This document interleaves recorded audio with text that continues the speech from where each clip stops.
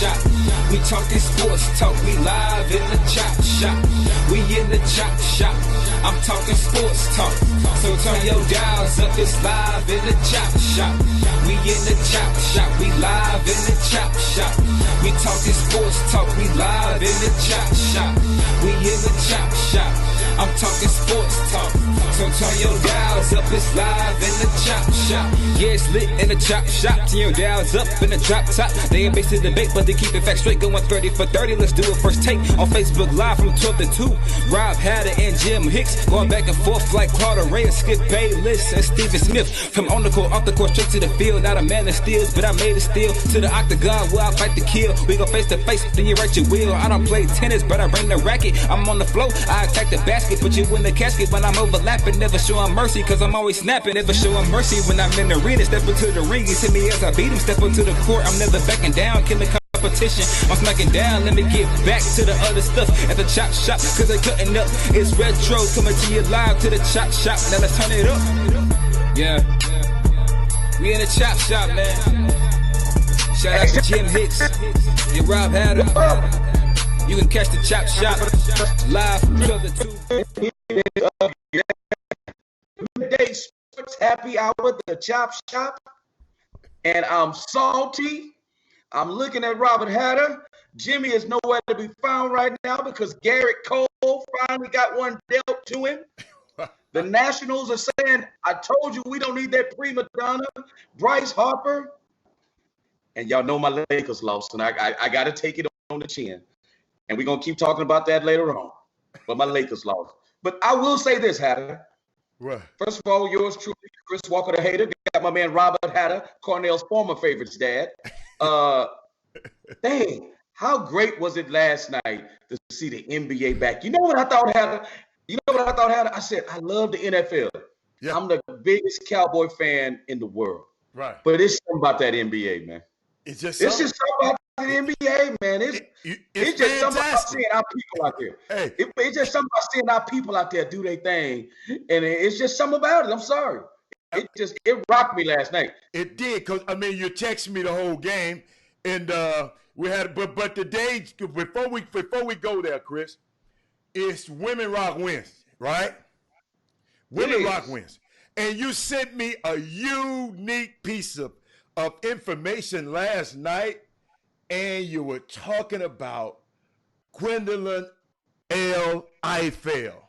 She is a American journalist, a television broadcaster, author, and in 1999, Gwen Eiffel, she became the first woman of African American descent to host the national televised U.S. Public Affairs program with Washington Week in Review. They gave her a stamp. Gwen is immortalized on a stamp, Chris Walker. Can you believe that? And the stamp, which was unveiled on Tuesday, of Eiffel with the words Black Heritage on it at the bottom, and her name is, her name on the top and her name's on the bottom. Chris, it is the 43rd stamp in Black Heritage Series and one of several new designs that would be issued this year. Matter of fact, Chris, I think I got it somewhere. I want to show it to the fans. I think I'm gonna put it on the screen. There it is. You can see it. It's a 10-second delay. I put it on there, and it will. She worked at the NewsHour for 17 years, Chris, covering 8 presidential campaigns and moderating 2 vice presidential debates. She was also the moderator of managing editor of Washington Week. So shout out to Gwen Eiffel. Hey, man, it's amazing. We talked about her last year. She just passed away not too long ago. Awesome. And I know you sent it to me. What you think? Do you have any memories? I remember her, but I don't remember that good. But I remember her face. She was on PBS. She used to be on PBS. Right. And she was always the person that was like, man, why is she on TV? Like, again, I wasn't into politics or anything of the sort back then. It was before the MSNBCs and the Foxes. She was always that person. And I'm going to be honest with you, I one night, sometimes in the middle of the night, I started Googling stuff. Yeah. And I was Googling MSNBC liberal station, CNN liberal station. I said, man, how many black people have their own shows on these stations? Right. Man, it's staggering. Joy Reid, and Right. if anybody watch AM Joy, she's on there once on a Saturday. She doesn't have a show every day. Al Sharpton, he has his little show on Saturday. I want to say Saturday or Sunday mornings, Politics Nation. And Van Coleman, what's Van's last name? I'm sorry. Oh my God, what's his name? Van Johnson? Oh my God, it's killing me right now. I know his name. I call him Van Coleman. Anyway, I wasn't intending on talking about him, but got some stuff for Van. Yeah. Keep going. Anyway, bottom line is, that's why I love the Chop Shop, Hatter. Yeah. Because when I 4 years ago when I started this thing, and then when you guys came in and took it to another level, the tagline for the Chop Shop was sports our way. You understand what I'm saying? Okay. We look at sports differently, man. I'm sorry. It's barbershop sports talk, right? We just look at it differently. It's hey, Chris, I'm sorry. It's Van Jones.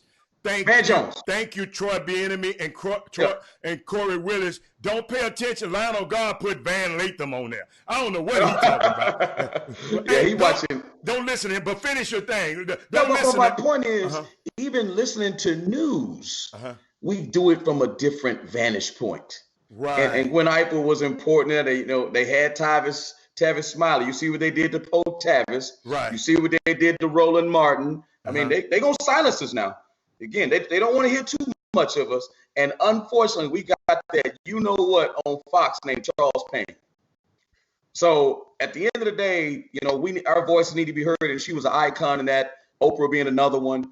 It was Oprah really just took it to a whole nother level, but she's a talk show person. Yeah.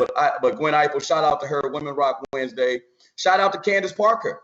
Added to the Warner. You sent that to me. What was that information? I didn't see it. Did you said Candace Parker got added to the Warner Media? She's going to be doing No. D-Wade. Dwayne Wade. Okay. I thought it said Candace Parker too when I read it. It said her too. No. Her name was there too. She might already be on it. Yeah, she's on. Her name was on. mentioned as well. Yeah, she's on. I didn't realize Warner Media now owns Turner Sports and all of that kind of stuff too. So I didn't realize that, but yeah, she is on Dwayne Wade. We can talk about him now. He got a great deal. He's going to even be covering the NCAA, Chris. So he'll be one of your. He's taking spots from me, man. God, you know that they only gonna let a couple of us through the door, man. And come on, Flash. But no, he had another level. He don't count. They don't count against you. Oh no, he count. Trust me. Oh no, he count. Okay, I'm talking about he don't count against your count. Y'all not like I said. Y'all okay? It does count. Okay. Yeah, hey, I got to do a shout out. My boy Ricky Hewell from Texas Tech. What up, Ricky? Okay. Hey, we used to shout people out when they came on the Chop Shop back. Well, shout them out now. Well, we used to shout them out. Well, let's shout them out. We always shout them knuckleheads like Anthony Weston. Yeah. And we shouting out Troy Bieniemy. We always shout them Lionel Guards. But we got to shout some people out that's got some positive stuff to say sometimes. Hold up. It's Women Rock Wednesday. Let's shout out Kim Maxey Roy.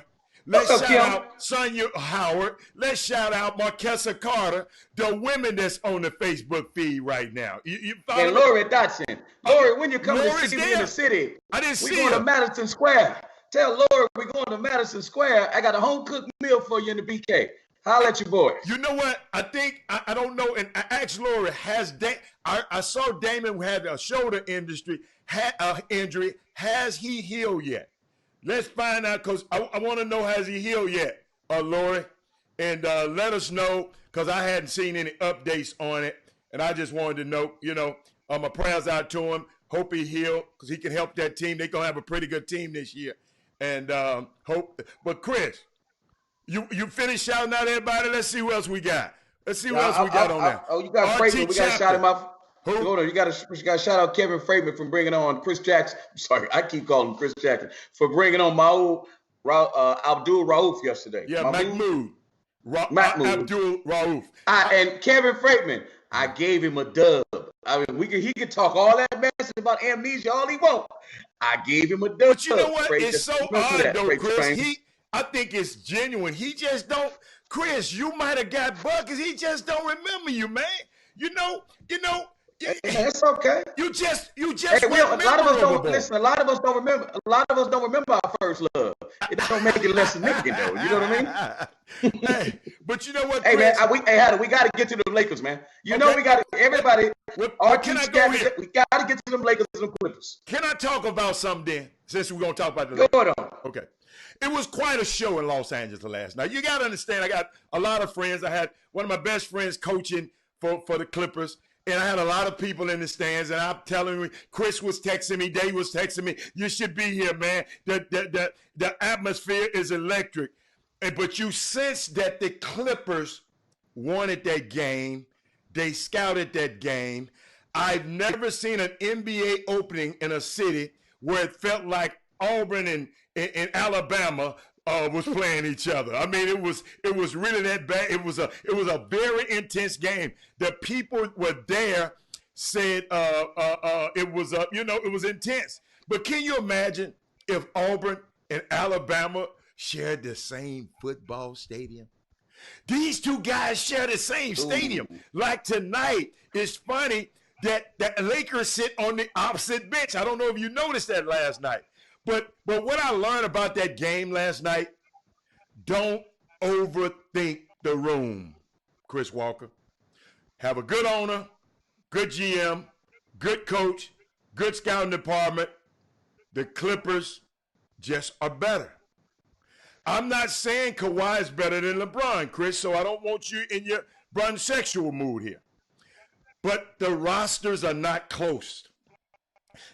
Check this out. These same guys, I'm going to help you. These same guys won, and I let you talk last night.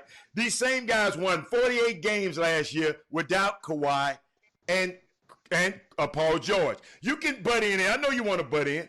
LeBron couldn't shoot last night. I'm going to listen to you. But you know what? I wish Jimmy was on. I don't know what was going on. I wish Jimmy was on. He's not on yet. But I wish he was on because there are 3 stats from a box score you always see basketball people grab the box score after the game. But there's 3 stats on a box score that I looked at. There are 3 things that jump out at me last night. Field goal percentage, Chris. The Clippers shot 52% from the floor. The Lakers didn't even make them feel uncomfortable, Chris. They're not. Man, Lou Williams was killing. It was Lou Williams, man. Lou Williams was killing, man. I'm sorry. Lou Williams was on fire last night. Okay. He was unconscious. So Montrezl Harrell was a monster in there too, Chris. Montrez. But guess what? Steals. I look at steals. I look at field goal percentage. I look at steals. Younger, quicker people get steals. The Clippers had twice as many steals as the Lakers last night, Chris. And they had fast break points. Let's go fast break points. The Clippers had 22 and the Lakers just had 5. I'm finna tell you, Chris, and I'm gonna let you talk. The Clippers are built to be fresher in April, May, and June.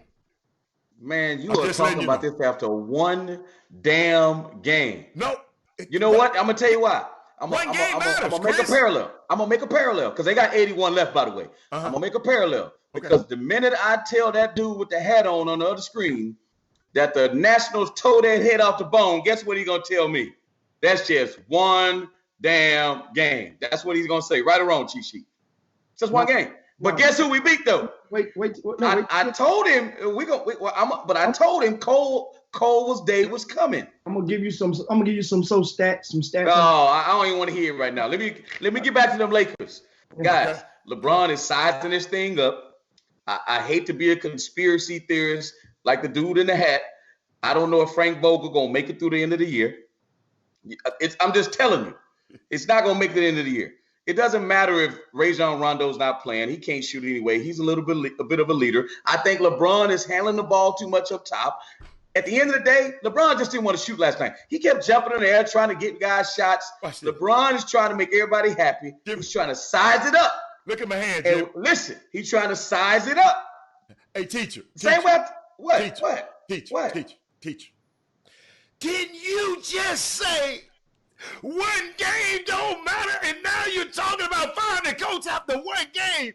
Oh, no. I'm just saying in general, I'm looking at the way they're playing. I'm looking at the style of play, the isolation, letting LeBron go up top where the defense is wedged, throwing it to AD down on the box and letting him go one-on-one. Like, they got to move the ball more, move LeBron around a little bit more. They just can't say LeBron go up top with a defense. That's not going to work, especially against Doc and the Clippers. That's a tough defensive team. And Sam Cassell. This ain't got nothing to do with Sam Cassell. I'm just saying, stop it. You see how LeBron threw that dunk on Lou Williams? You see how he threw that sledgehammer? You saw that dunk, right? LeBron, they got to get a little bit more to flow. Ain't got to do with Kuzma, has nothing to do with Rondo. They got to get a better flow, and they're gonna have to make LeBron play offense right in a free-flowing game, and not just stand up top and dribble. That's not gonna work in my opinion. Get him, Jimmy. Bottom line, last night, the bench for the Lakers. Remember last season, 1 year ago, the Lakers bench sounded pretty damn tasty a year ago. Think about the guys here on that bench. Michael Beasley. Who else? What's my guy? Earblower. The freaky, what is his name? Lance Stevens. Right? Who else? They got four. Remember, he had like four guys on that bench. And then once the names at some point, guys, you got to produce. The Lakers bench didn't even combine for 20 points. Remember that. They did not combine for 20 points. 19. Yeah, but Louisville had 21. Bro. The Lakers aren't built that way, Jimmy. We can talk that bench stuff all we want. They got two of the top 5 dudes. Do you see what they shot under 50%? They shot under 50%. Okay, who's the last champion that did not have a bench? It doesn't matter. They shot the 2 best players shot under 50%. They're not going to win. Chris, you told me. I got it on text, Chris. I'm going to put it on the screen. Chris, you want me to put it on the screen? Guys, look at the second half. AD and LeBron weren't involved. Coach, you're a career coach. What does that got to do with it? I'm telling you. In this situation, this team was not built for LeBron and AD to go 82 games alone. You need productivity from the bench. That will come in time. This is the first game. You got Dwight Howard. You got guys got to come off the bench. What I'm telling you is this team is built for the stars to be the stars. You're right. They need a bench, but the stars got to shine, man. They just can't show up. They got to shine. Hey, and they didn't shine last night. Chris, on our group text last night, Jimmy, you can go through it. Chris said, man, LeBron, hey, we deep. The Lakers too deep. The Lakers too deep for these boys. I said too long. I said too long. No, but you said deep too. Don't let me pull it up now.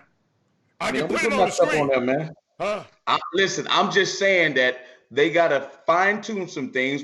Again, guys, the Clippers are the upper echelon of the league. So are the Lakers. It's always going to be a great game when they play. They're going to have to fine-tune some things when they play against certain teams. And that's a chess match. Now you know what the Clippers are. They're tough. Patrick Beverly drive me crazy with all that showboating. I just want somebody to punch him in the mouth because that's what I would do. He drive me crazy. No, he's doing me crazy. It's just too much showboating for me, man. Okay. It's grandstanding. Patrick Beverly, 10 rebounds, 6 assists. Right? 10 rebounds, 6 assists.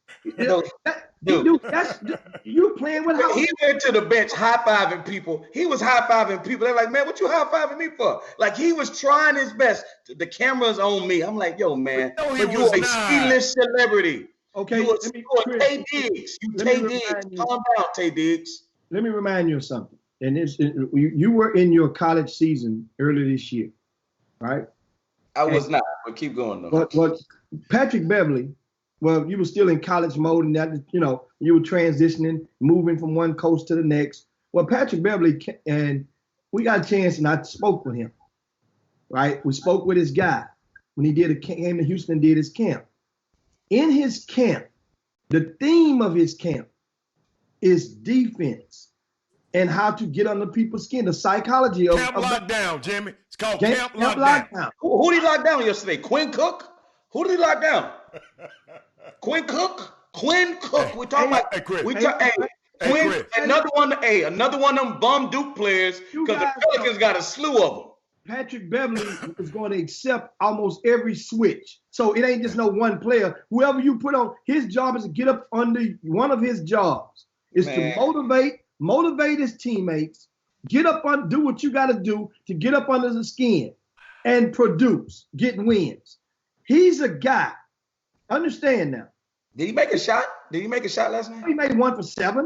I mean, that's not say that loud again. Put that on the screen. 1 for 7. 1 for 7 and a W. That's the whole thing. If they lose the game, then Patrick Beverly gets scrutinized. You won the game.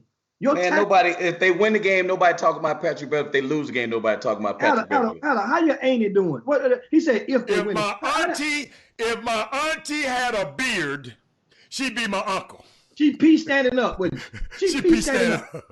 This is a hypocrisy that we have to deal with when somebody lose one game. And listen, I'm gonna tell you what Jimmy say. That same energy y'all got when he tell Heather, that same energy when them sorry Rockets go out there, he gonna Stephon Leary. LeBron is no GOAT. Stephon, stop it. I saw you on Facebook pumping your weights last night. Calm down. Because of his mentality, Lakers are too big, can't rotate or guard lineups, smaller lineups, or run with small lineups. Kawhi took his crown and City just, what are y'all talking about, man? After one game.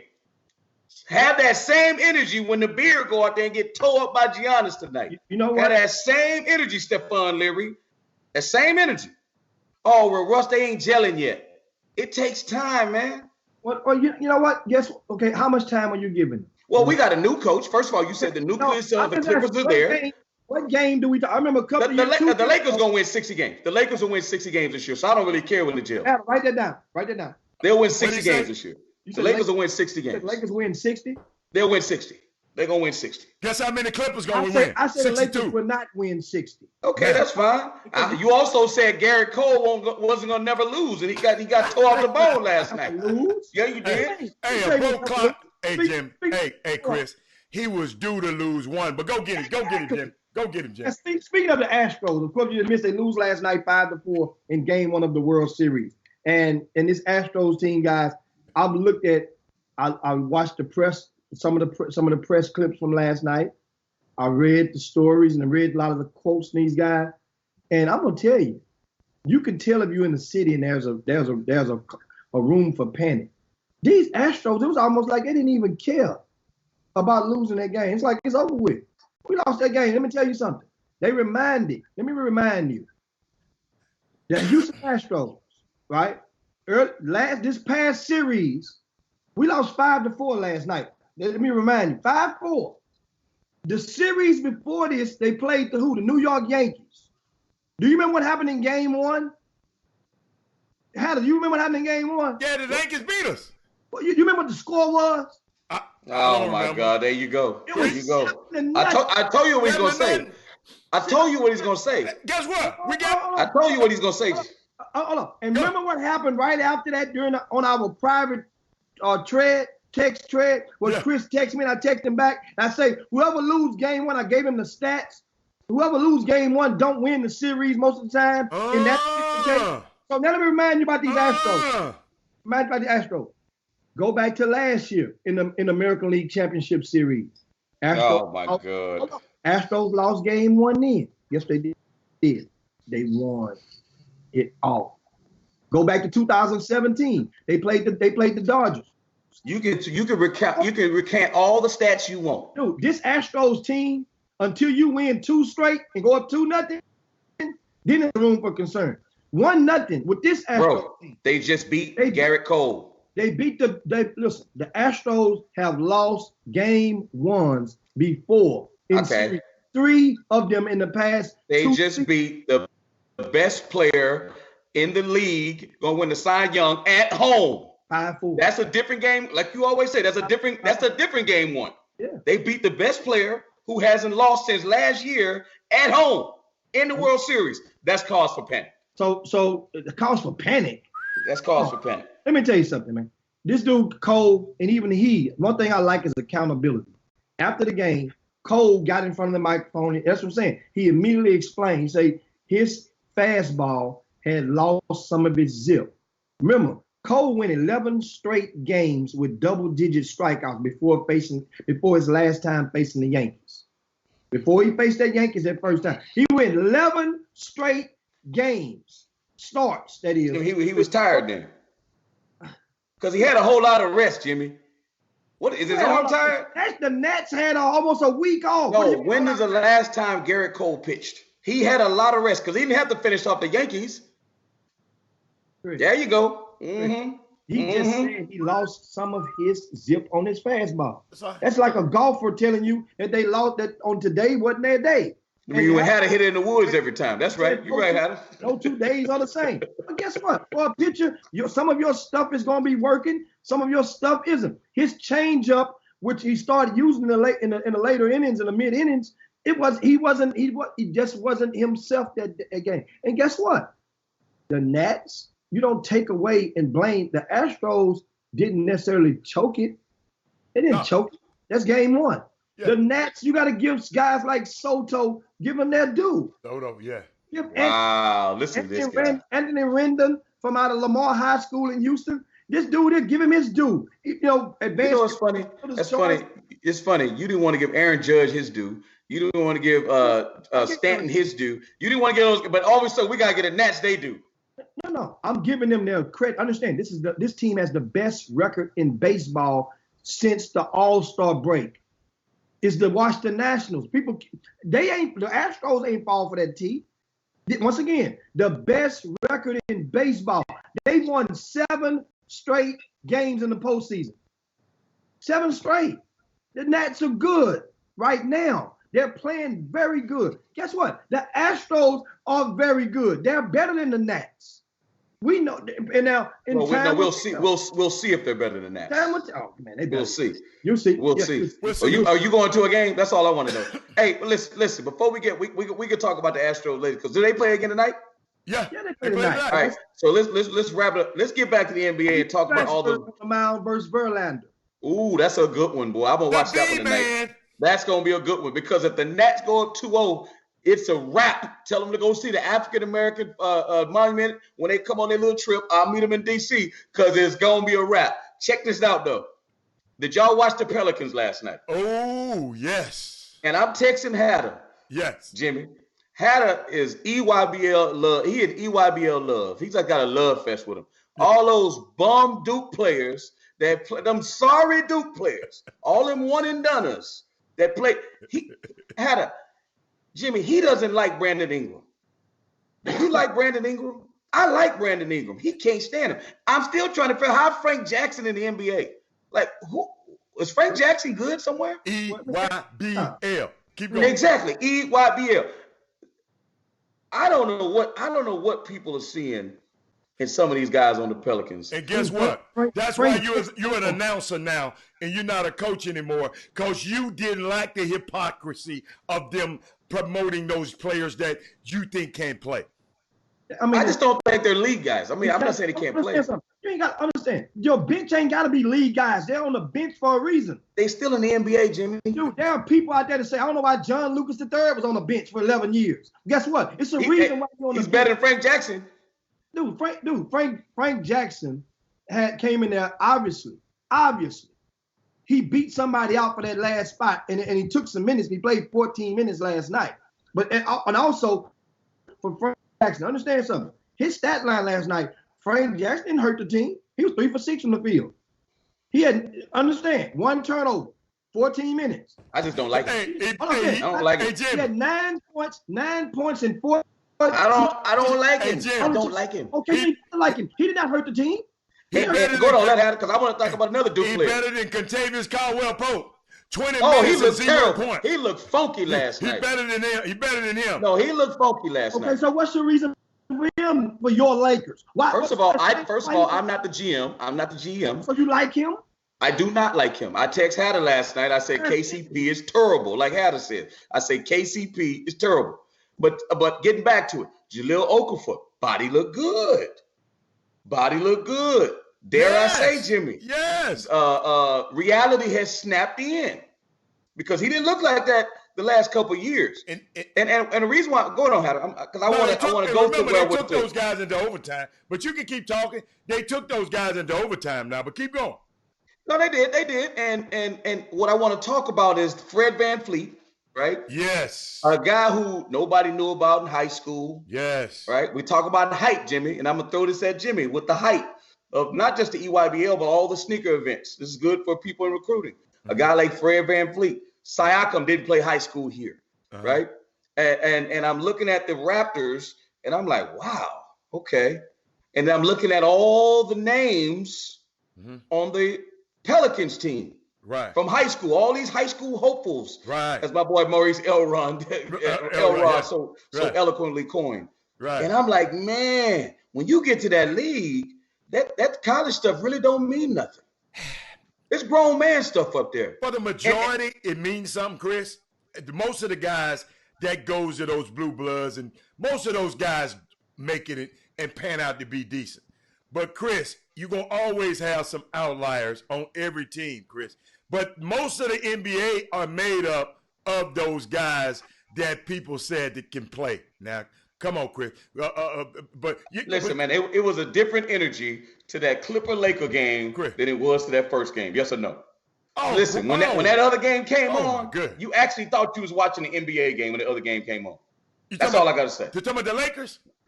When you watch the Pelicans and Raptors game, right? The minute TNT went to that Laker game, it was different. You was like, ooh. It was different. Ooh, this is the NBA game. It's got stars, though. We got stars. I'm just saying, it's the NBA game. It was different. The Raptors won. Hey, listen, the Raptors won the championship. Do you see that big old ring they gave them boys? Ooh, 630 diamonds. Oh, including rubies. But you know what's so unique, Jimmy? I wanted to point out, a lot of Raptors had a good night last night. Siakam had a great night. VanVleet had a great night. Former Raptors, Kawhi Leonard had a great night.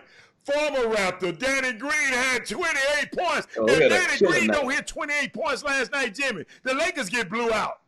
Well, if Lou Williams don't do what he did, it's a different game. He do that every game, though. He do that every game. But go, Jimmy. Yeah, you good. I mean, one thing about it, in regard to the Raptors game last night, you just got to give them credit. I mean, a winning atmosphere and knowing how to pull a game too. That was a tight. It really was a good game all the way in the through, especially in the second half. If you're basketball and you were itching for a basketball NBA season to start, that game was perfect. It went overtime, guys. Yes, great game. I love it. Energy level. Go. But it was different when the Lakers. I promise you, when the Lakers came on, game home, Jim, I did. But you know what? I'm gonna tell you the truth. I was watching the Astros and was taping the Pelican game. Soon that Astros game, soon as TNT switched back over, I was straight into that Lakers game. So it was just a great night in sports last night to me. You know, it was just a great night. Yeah. So and also, you know, you have to. We mentioned VanVleet. You mentioned Ibaka has assumed and embraced that role off the bench now. You know, he got him another bag, so you know he's cool with that. I like the fact that Siakam, who just signed and got him a bag last month, came out and played like it. A lot of times I say it a lot. A lot of times when guys get a bag, they're going in the cruise mode. Yes. Dude went at 34, 18, and 5, man. Yes. Oh, he played well. In a W, man. I mean, for real. I mean, this dude, I mean, it's and one thing about it, hey, you mentioned Lonzo Ball played sparingly. I didn't like that. Listen, and Jimmy, I said, put the text thread up now, Hatter. Put the text thread up now. I said the Lonzo Ball's a bum. Hatter say he a star. My man Alvin Gentry sat him. Guess what? He must have talked to his wife or something before the game, Jimmy. He must have winked at his wife before the game, Jimmy. Because he didn't smell a floor the second half. He gonna get his butt fired doing that. Oh, now he gonna get fired after one game. You know why? He called himself going with the hot crew, and then he put Lonzo back in overtime. Why you even put him back in overtime? He didn't set that long. That's dumbass coach. Excuse me. That's dumb coaching, man. And I hate that because he's an African American coach. But from what I hear, he another color on the inside. But keep going. Now, what was you saying, Jimmy? You mean Van Jones? Oh, my bad. I mean, some of the guys. Oh, that's terrible. Y'all something else, man. Also, I like what I saw from Josh Hart. Yes. Oh, you're a bad man. Villanova Wildcats. Remember, guys, it was reported that Josh Hart was one of the pieces that was holding up and delaying that Lakers to the trade for Anthony Davis. Lakers did not want to let Josh Hart go. And you see, man, this dude came out. Understand something. He had 15 points, 10 rebounds, right?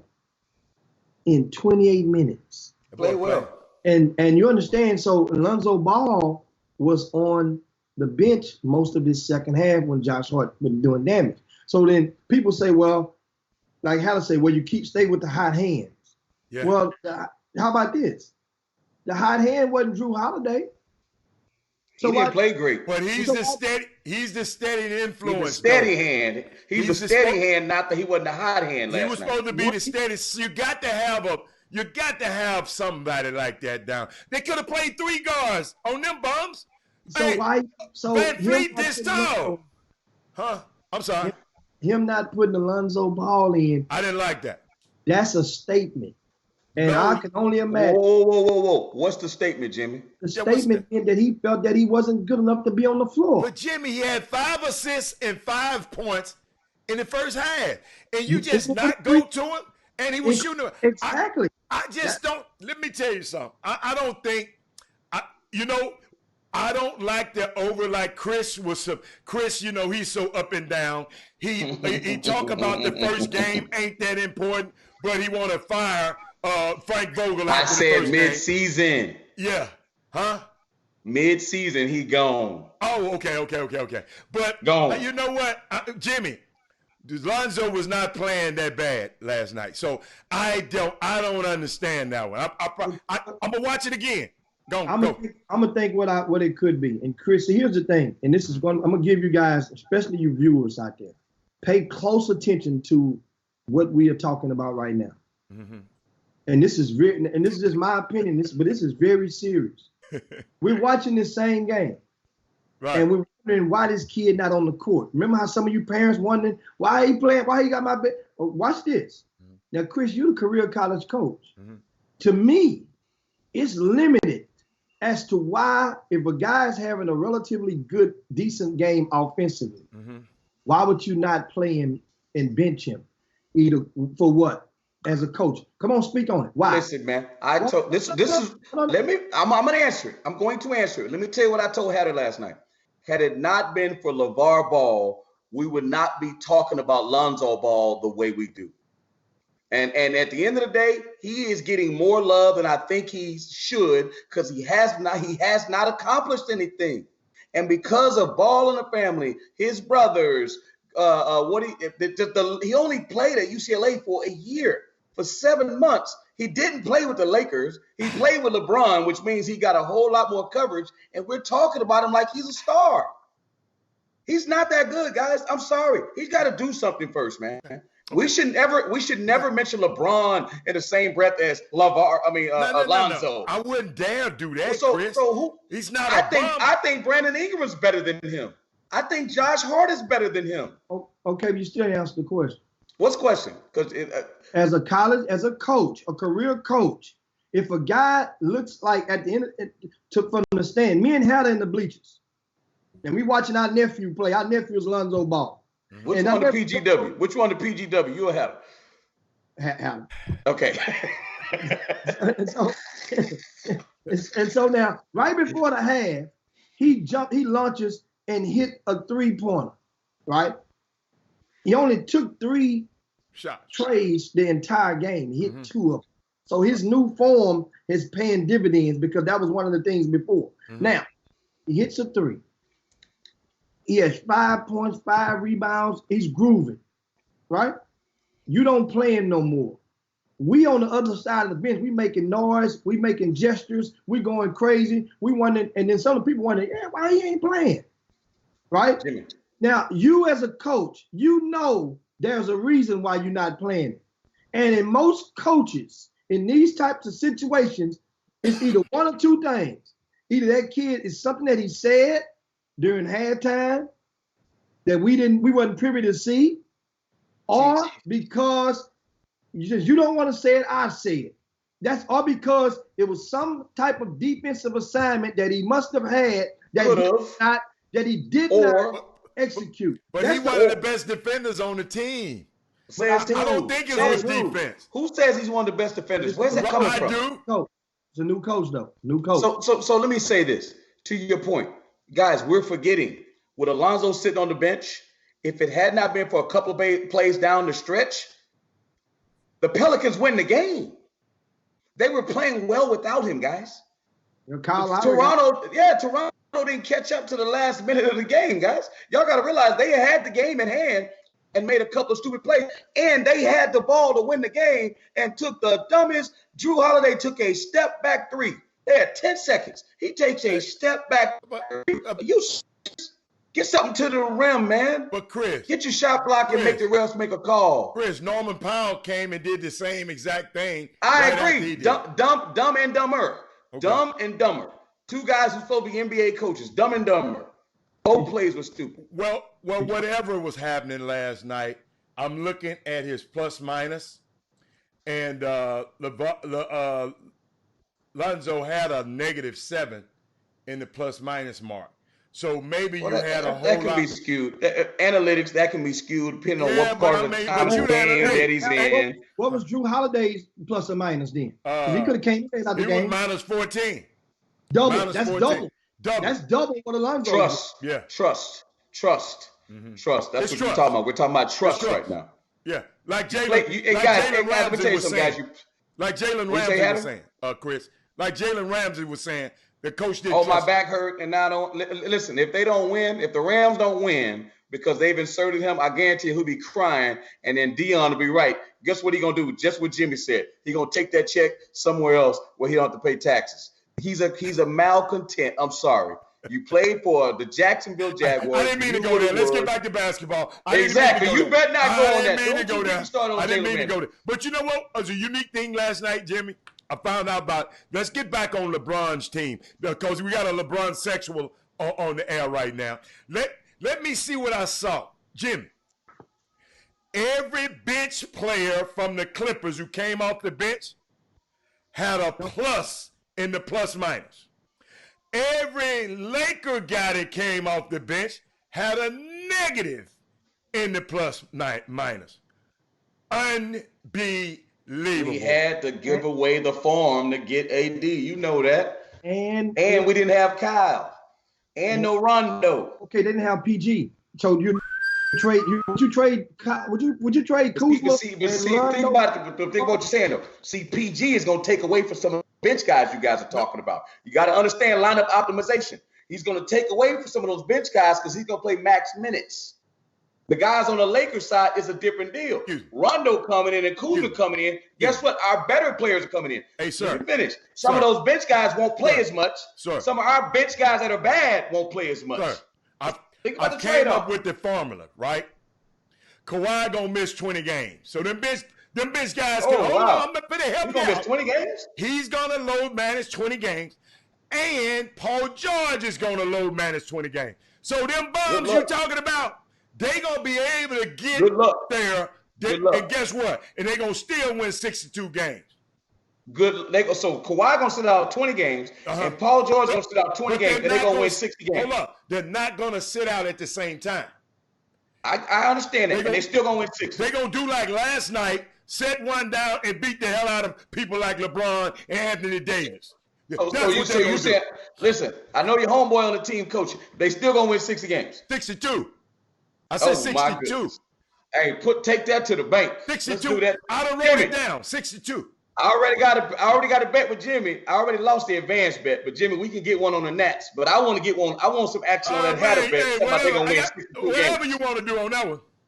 Oh my goodness! Please give me some action on that one. Yeah, absolutely. Speaking of action, coming up at the top of the hour, guys, we're going to be joined by a head college coach, a brother, Todd Kelly, and he's going to come and join us at the top of the hour. We have a good conversation. So a lot of and as we like to do with the Chop Shop, chime in and dive in onto topics of recruiting, because the vast majority of the people out there are not Division I players. So every now and then we get a chance. And especially if a non-Division I head coach wants to join us, we will hardly ever turn them down. because that means those guys want to share their expertise and share the plights of the non-Division I riggers. And so he's going to join us at the top of the hour. Meanwhile, we on the Chop Shop, and speaking of NBA topics, how about Draymond Green? Ooh. Has voiced his opinion again. And remember, we had the topic, we talked about this freedom of speech, but at some point in time, it comes with consequences, because what Draymond is continuing to do is continuing to let and release secrets that are supposed to be within the fraternity of the Golden State Warriors. So what did he do as of late? He was doing an interview on the podcast with Adrian Wojciechowski. You know, I'm going to chop his name up all Just the kind time. of Woj, man. Woj. And now tell him to come on the Chop Shop. That's what he need to do. Start giving him some love. You lived in Oakland. You lived in Frisco. I'm going there this weekend. I'm gonna try to get Mark. I'm meeting with Mark Spears this weekend. We got to get some of them dudes on the Chop Shop, man, because those interviews they giving over there, I can't believe. Anyway, go on, Jimmy. It just blows me away. Okay, so why you think they giving them the interviews over there like that, in that capacity? It has to be something, some type of trade-off. What's the trade-off, Chris? You in the business. Oh, you already know, because he can write something good about him the next day. They'll take it easy on him, but he plays bad. That's what they do. Or more so he won't write something bad about him. You do it for insurance purposes. Right. That means they don't necessarily have to write nothing good about you. It will become too transparent. It's just like when something happens and you falling, they won't push you as some media guys will. And that's the thing. And so now Draymond Green, during the interview, here's a comment that he made, and I'll read it to you guys. He said he was talking about Kevin Durant and his tenure remember the time when last season when Kevin Durant and Draymond Green got into it, and Draymond had called him the B word, and they kind of attacked his manhood with that little conversation. Well, this thing actually did present a wedge from Kevin Durant. That might have been the moment that actually provoked Kevin Durant to say, I got to get the hell up out of here. So meanwhile, while this is going on, the general manager of the Golden State Warriors, what his name had, the Bob GM, Myers. Bob Myers, who he's always been a Draymond Green guy. You know, you got that one guy in administration that you can go talk to whenever something going on. Well, his GM was pro Draymond. So at this point, here's what happens. Draymond says, Bob Myers and Steve Kerr, they told me, you need to apologize to Kevin before I got suspended. And I said, no, I'm not apologizing because y'all telling me to apologize. I'm not going to apologize and not going to do it like that. And I didn't. And I never apologized to him until I came to grips with myself. Not because of some games or the team ain't flowing right, but I kind of see a look in my brother's face that I have not seen. This is Draymond Green talking about Kevin Durant. Talking about he saw a look in his face after while this stuff is going on and playing out in the media, in public. He says, he's hurt. How do I fix that? And that was what bothered me more than anything. So Draymond Green goes on. I reach one more comment and get your thoughts on this. He says, I just had to accept the fact that I was wrong. And once I was able to get over my stubbornness and accept the fact that I was wrong, I was able to move on. He said, I lost KD's trust. How do I get that back? Not so we can win a championship or we can win some games, but I actually love this guy. Like really my brother. And not knowing what's next in our relationship bothered me more. This is Draymond Green reflecting on the wedge that was placed between him and Kevin Durant while he was with the Warriors. You guys, Chris, Hatter? I'll defer to Hatter. Wait a minute. What would you want me do I have comments on it? First of all, I remember when it happened. The next day, Randy, Kevin Durant's friend who went to University of Texas with him. Texas. I gave him a call. We just talking, and it's a lot of things Randy don't say, and what he didn't say, and the way he said it, I knew. He said, if Kevin leaves, Robert, if Kevin leaves, I'm not saying he's gonna leave, but if he leave, that dude there gonna be the cause of it. And he was really not trying to tell me that Kevin ain't gonna leave, but Kevin, they had already been talking about Kevin leaving all the time. A lot of people didn't realize the friendship that Kevin and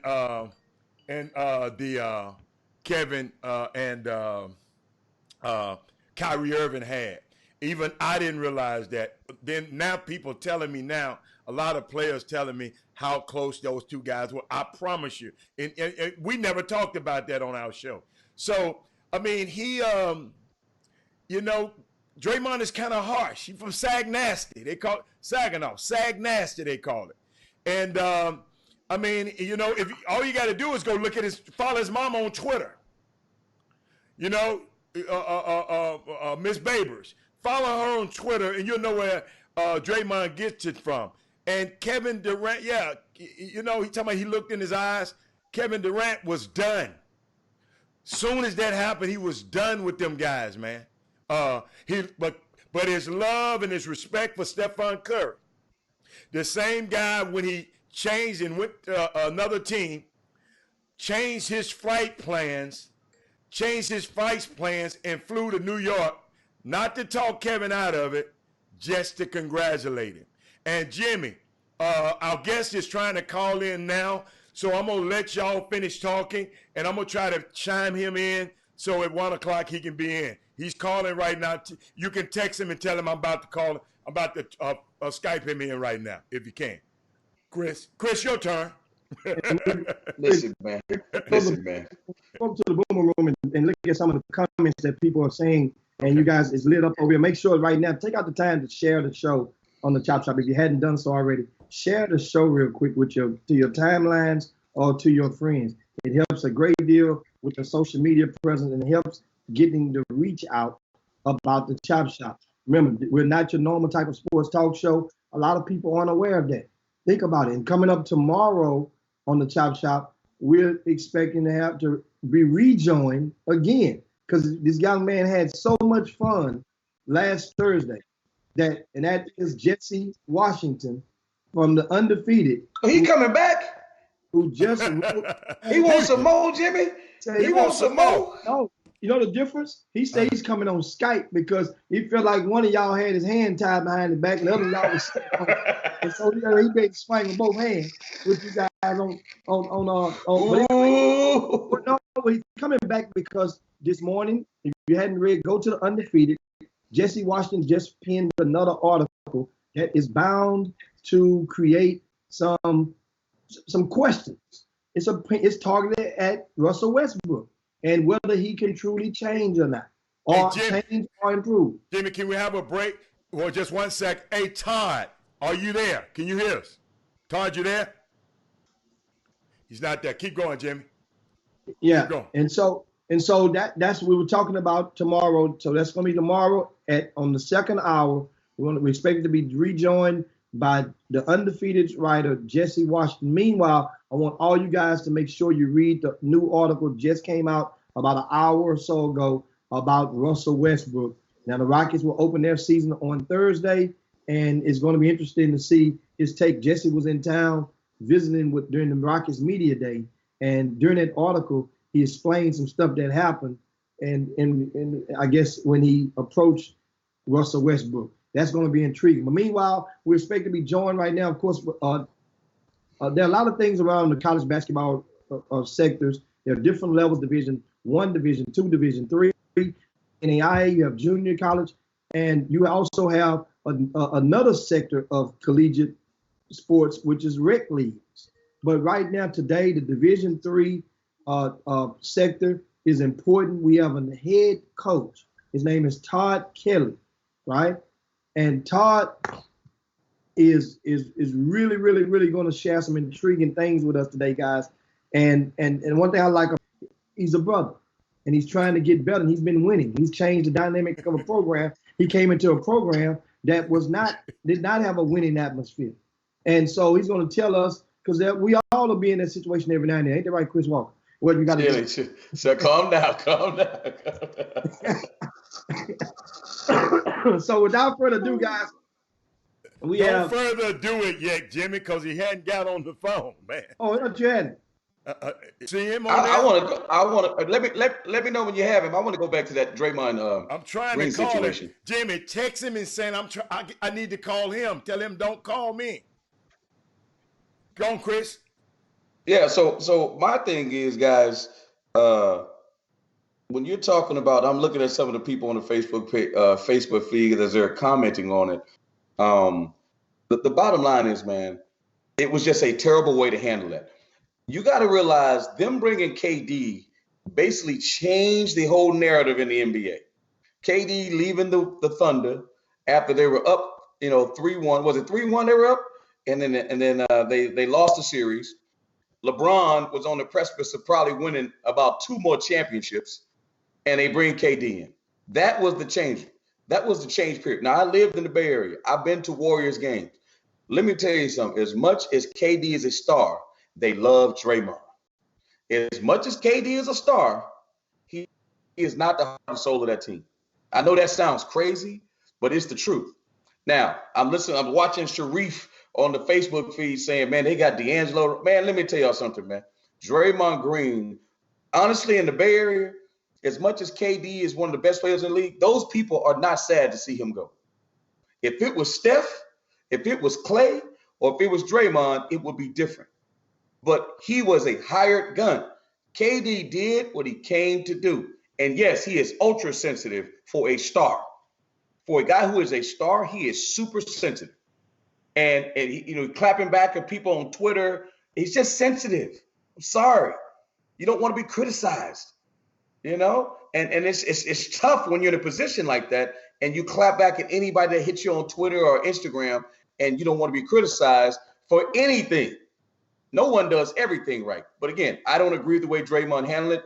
That's something you handle man to man. But real talk, though, we're not in that locker room or that huddle. That might have been something that Draymond needed to say, Jimmy. Sometimes you got to say stuff like that, But unfortunately, he said it to the wrong dude. But if you Draymond Green, you're like, hold on, man. If I don't get hurt in Game 5 in that Cavaliers series, everybody's saying, I'm just talking about the way he's thinking. Everybody makes Draymond feel he's just as good as KD because in our eyes, Draymond could be a first-team All-NBA center because that's what position he plays. Point forward, he could be first team or second team. So in his eyes, he's like, yo, man, you ain't going to talk to me like that. We won before you got here. I'm not a scrub. I'm one of the best players in the league. Chill out with all that, whatever it was. So I don't know, man. And you can talk maturity all you want, man. In that locker room, when you got alpha males that are sitting there with all that testosterone, and this dude got a brand, that dude got a brand. And I don't know, Hatter may know this better than me. He signed with Clutch Sports. So that might have something to do with it too, for all we know. And at the end of the day, I'm just telling you, all those guys have a lot of egos in there. And for Draymond Green to say that to him, Hatter, something must have happened for him to say that to him. I'm sorry. he just like to call people out. You gotta understand, Draymond is harsh like that, Doc. But Hatter, that's the same reason why somebody else, I'm not gonna say his name, Chris Paul, State Farm, is not in Houston anymore. Because he used to try to call people out. And at some point, the dude with the beard was like, yo, man, shut up, man. You ain't out here doing that, man. Because think about it, Chris Paul's that outspoken dude. And when your productivity doesn't match your mouth, you got to keep it moving. You're just a barking dog. You street noise. You're the ambulance. So, the league is different, man. When you start talking about these alpha males, man, these superstars, and they try to censor each other, that's a tough deal, man. That's a tough deal. That's a tough position to be in as a coach. It's different in college. Right? Because they don't get paid. But in NBA or in the professional ranks, the players make more than the coach. So it's hard to kind of, get a handle on those things. Hey, Jimmy, do me a favor. Just text Todd and tell him he can't call in. He keep calling in. Text him, said, do not call in.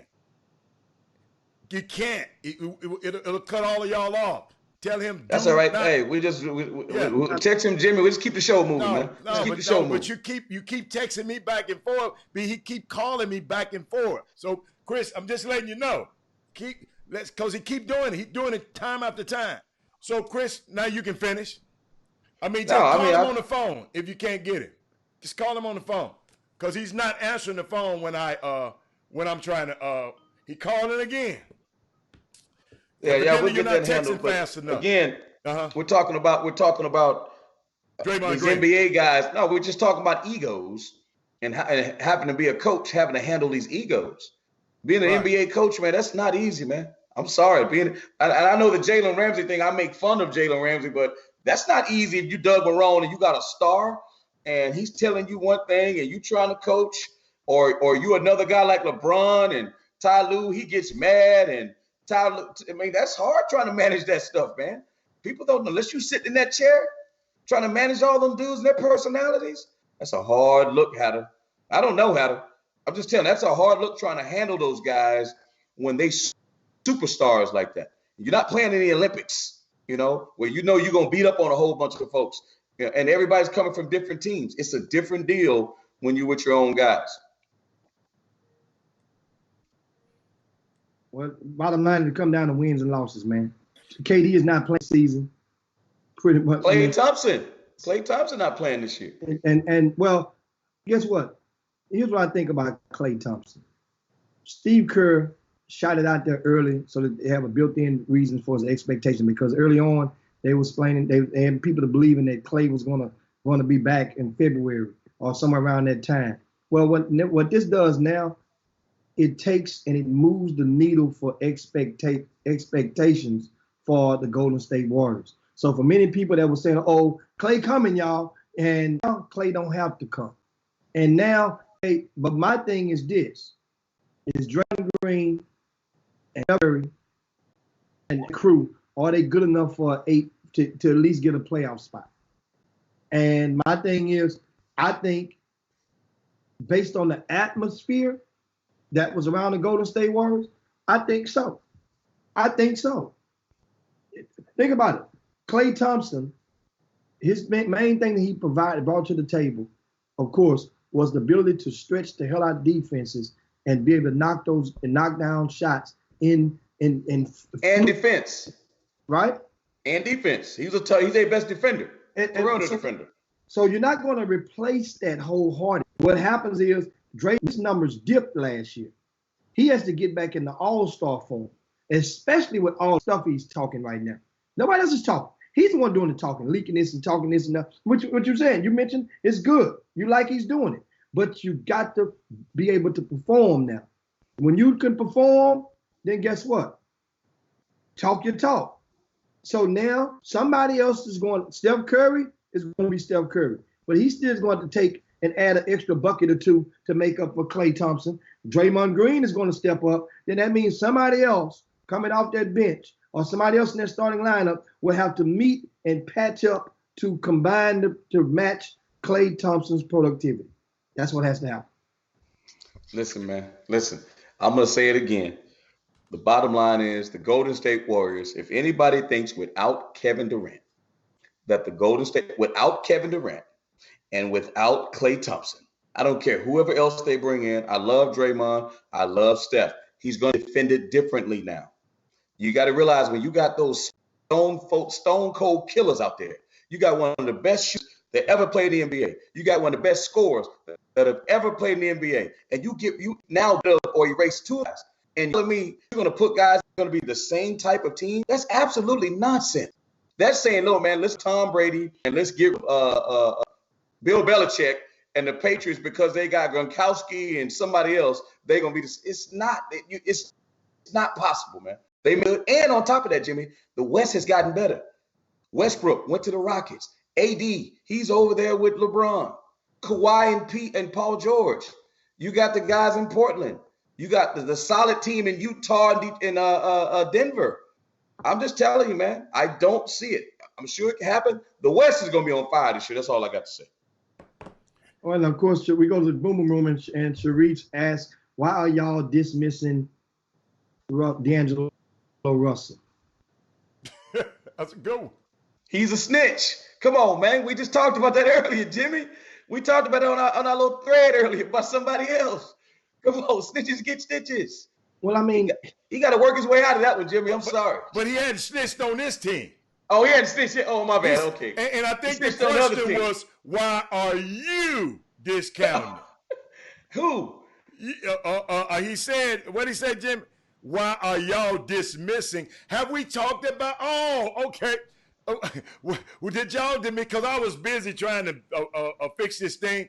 Y'all, you've been talking negative about D'Angelo Russell, Chris? I just said that please don't act like he's a replacement for Durant and for my man Klay Thompson. That's disrespectful to those two guys. I concur. To think they can maintain the same level with that guy coming in, right? Just because he had a decent year over in the East, which was terrible, as Harold would say, was terrible last year, is amazing to me. And he's so good, right? He's so good. The Knicks, I'm gonna leave that alone because the Nets had to do what they had to do to get Kevin Durant. I don't think he'll be the same coming back from that Achilles heel injury because no one ever is. But again, you got to take that risk. But please, he's not the replacement for those two guys leaving. I don't see it at all. I'm sorry. Well, I mean, as he just mentioned, 20-7, 20-6, and as far as the Angelo's numbers, is actually, his career of 16, I think 16-5 for his career. But nobody's dismissing him. Just that on this team, do you really believe that he's going to average the 21 points a game that he averaged with the New Jersey Nets last year, or more, and the 7 assists that he averaged last year? No. That's not his role. His role has to change now with this program, with this team. He's going to have to change. I thought I was going to like him on the team, but after seeing him play with this team, he's not as efficient.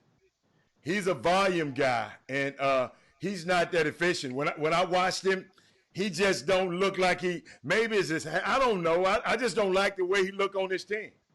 I just don't.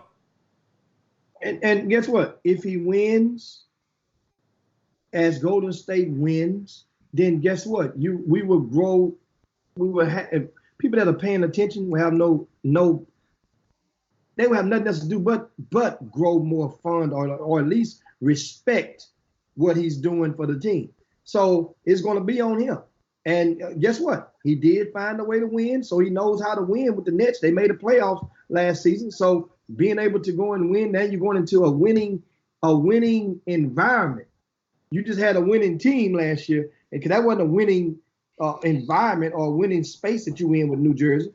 They were trying to find their way. Well, Brooklyn, that is. They were trying to find their way for the last couple of years. And by God, don't get it twisted. Don't be fooled. That was still the East. Oh, this is terrible. As Adam would say. But Jimmy, why are we not talking about the Rockets? Russell Westbrook, you already teased it with Jesse Washington. All right. James Harden. Now, the rubber got to meet the road at some point. I'm sorry. Getting close. Now you got a dude who's a walking triple-double, Hatter.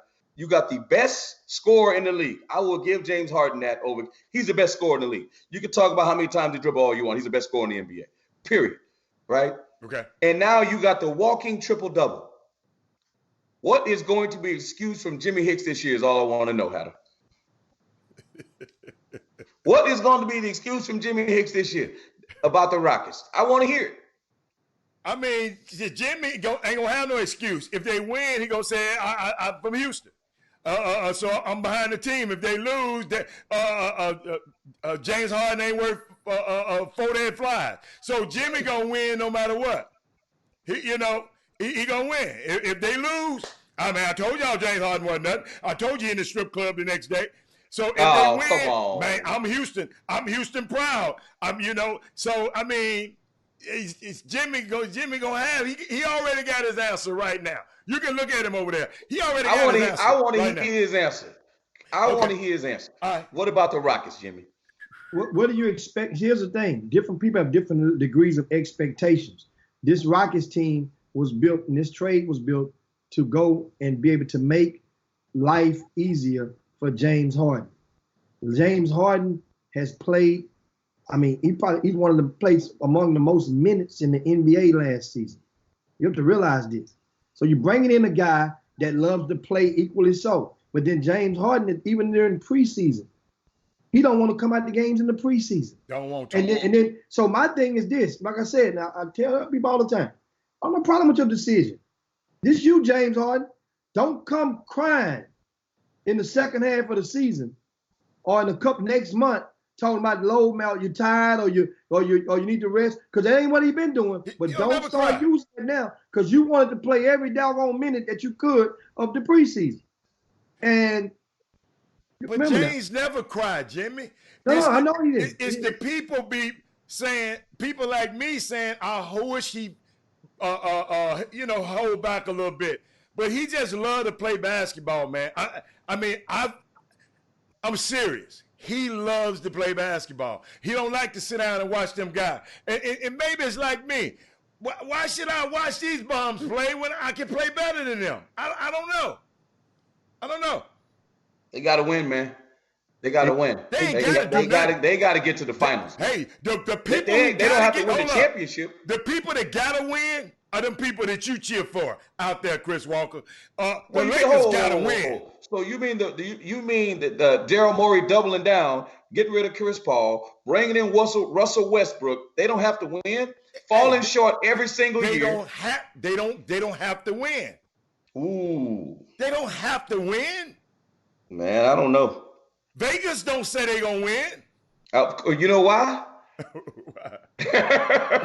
So guess what? So you saying? So hold up. So you finna hold them to a standard that Vegas not even calling? Hold them to? I'm gonna hold the standard that they created. Forget about Vegas. I'm gonna hold them to the standard Daryl Morey created by leveraging and wanting to get rid of the whole team, but end up getting Russell Westbrook. I'm gonna hold them to that. What Tillman Fertitta says, we're not taking this no more after they lost last year. I'm gonna hold them to that standard. Forget about Vegas. I got you. Okay. I got you. Okay. I like where they sitting. I wouldn't say they're gonna win no championship. I wouldn't, because they got the best player, the best scorer. If you ask James Harden, he'll say he's the best player in the NBA, which that's arguable. And you got Russell Westbrook, who's done something that someone ain't did in probably 50 years, and he's done it 3 straight years. And you telling me that you don't think you can get to the championship? Oh, wow. Wow. Unbelievable. Hey, I'm gonna leave it at that. I'm good. I'm gonna leave it at that, Hatter. I'm sorry. You gonna leave it at that? You good with that? You gonna leave it alone? I'm gonna leave it at that, because I'm sitting there going like, you got those two guys, and you don't think you can get to the championship? Oh my goodness, dude, the championship is. Look who we got to go. He's in the West, Chris. So you telling me? You telling me the duo of James Harden and Russell Westbrook should outplay Anthony, what his name, Davis, LeBron James, Kawhi Leonard, and Paul George? That's what you telling me? No. Is that what you saying right now? I'm just so the Rockets. What, they still got Eric Gordon? No, I'm they not still got Clint Capella. They didn't have to give up nothing. I'm talking about dynamic. You just said they gave up the whole team. Man, you know what? Sometimes you just talk. I see. You just talk. Just said. What do you mean? I didn't say they give up the whole team. You just said they gave up the whole team to get. You got. No, he was trying to. He was trying to give up the whole team to get Jimmy Butler. Right. He was. That's what I was just saying. Like I said it out of term. He was trying to do anything he could because they wanted to win. So what I'm saying is they want to win a championship. You know what I like about him? At least he's doing something. He's trying. Some teams ain't doing. Michael Jordan ain't doing nothing down there. He's terrible. Some of these teams ain't doing nothing. You follow me? So I applaud Daryl Super Tweet Morey. Man, I can't believe you just said that on the Chop Shop. You just said you applaud Daryl Morey. Oh my goodness. He's a super tweeter. You got to be kidding He's a me, man. tweeter. Oh my, you just gave him some love on the Chop Shop. Man, let me tell you something. Hey Jimmy, listen, nobody talks to Daryl Morey. Why don't we reach out to Daryl Morey, Jimmy, and see if somebody, because ain't nobody talking to him. Hold on. I've never heard him on any channel. So why don't we talk to him and see if we can get him on the Chop Shop? He ain't gonna talk to your kind. Oh wow! Oh my goodness! Oh my goodness! I'm gonna leave that alone. I ain't saying that, Oh Daryl. my goodness! Daryl, I want tickets to the game, Daryl. I want to sit on the wood, Daryl. I got to do it public relations. Daryl, the opinions of my two co-hosts on this show do not reflect my opinions. I want to sit on the wood, Hatter. I take it back. Hey, the opinions of me. I love. Wait a minute. I love James Harden. I love the beard too. I want to sit on the wood. But Jimmy is back on this. Jimmy got our guest back because we had technical difficulties, but he got our guest via his speakerphone. And let me get my speakerphone ready. Let me get my speaker ready in case Jimmy power go up. Hold up. We just gonna call this the Harriet Tubman Chop Shop because we got all kind of stuff going on. We're gonna get you there, baby. We're gonna the get Underground Railroad Sports Show. Of course, joining us right now is Todd Kelly. He's the head coach, the head men's basketball coach at the University of Illinois Institute of Technology. It's a D3 school program in Chicago, Illinois, right in the city. And he's turned that program around. And one of the things I'm gonna and this is one of those head coaches that think about this. We often look at kids and we say, be careful now. What don't mash sin and all that other stuff. But this coach right here he's very active on social media. I'm gonna read one of his recent quotes. High school players, it's about that time to really be honest with yourself and ask who's really recruiting you. What head coaches are in contact with you? What real offers do you have? Stop focusing on schools that aren't focusing on you. That's Todd Kelly from earlier this month on social media, on Twitter. So Coach Kelly, welcome to the Chop Shop. We give you the disclaimer. This is not your normal type of sports talk show, brother. We get it in on the Chop Shop. What's going on, Coach? Thank you. Hey, I'm happy to be here, Mr. Hicks. I mean, I've listened to the show before, and I'm just really, really thrilled to be on the show. So I really appreciate you guys having me on. So that tweet, what spurred you to pin it out, and what define that for us? Well, at this point, there are a lot of seniors in high school right now that, still have a dream that they're going to stay at the Division I level. And for those kids, I don't want to be hurting about stream or kill anybody's books or anything, but we're at a point right now, it's October, almost November, and from a recruiting standpoint, you're now really have to start looking at where you are from a recruiting standpoint. If those Division Ones are not calling you, if you have not been offered any scholarships, then you really need to start paying attention and start giving attention to the coaches who are calling you and who are recruiting you. And so, I've just had even a few kids for the past week, well, I'm not interested in you guys, I'm going to Division One. Then I asked them, well, who's offers do you have? They said, well, I've had enough. And I asked them, well, what Division One coaches, what head coaches are calling you right now? And they say none. Well, I'm like, hey, well, you're not being recruited by those. So that's that Illinois, or that's all over the country? What's all over the country? No, I just want to that's know all over the country because is Coach all over the country. Hold on. 1 second, Coach. 1 second, Coach. Is Coach talking from? What's say, Hatter? No, I just want to know: is Coach talking from a speakerphone or something like that? If he's talking from a speakerphone, we're gonna have feedback like that. So if he's not, could he just hold the phone if possible, Coach, or your Bluetooth? It'll help because you're breaking up every other word, and you got some great things to say. And if you're on a speaker, if you're talking speaker, it's going to be hard for us to hear you. Okay, I just put it on the headset. I mean, better.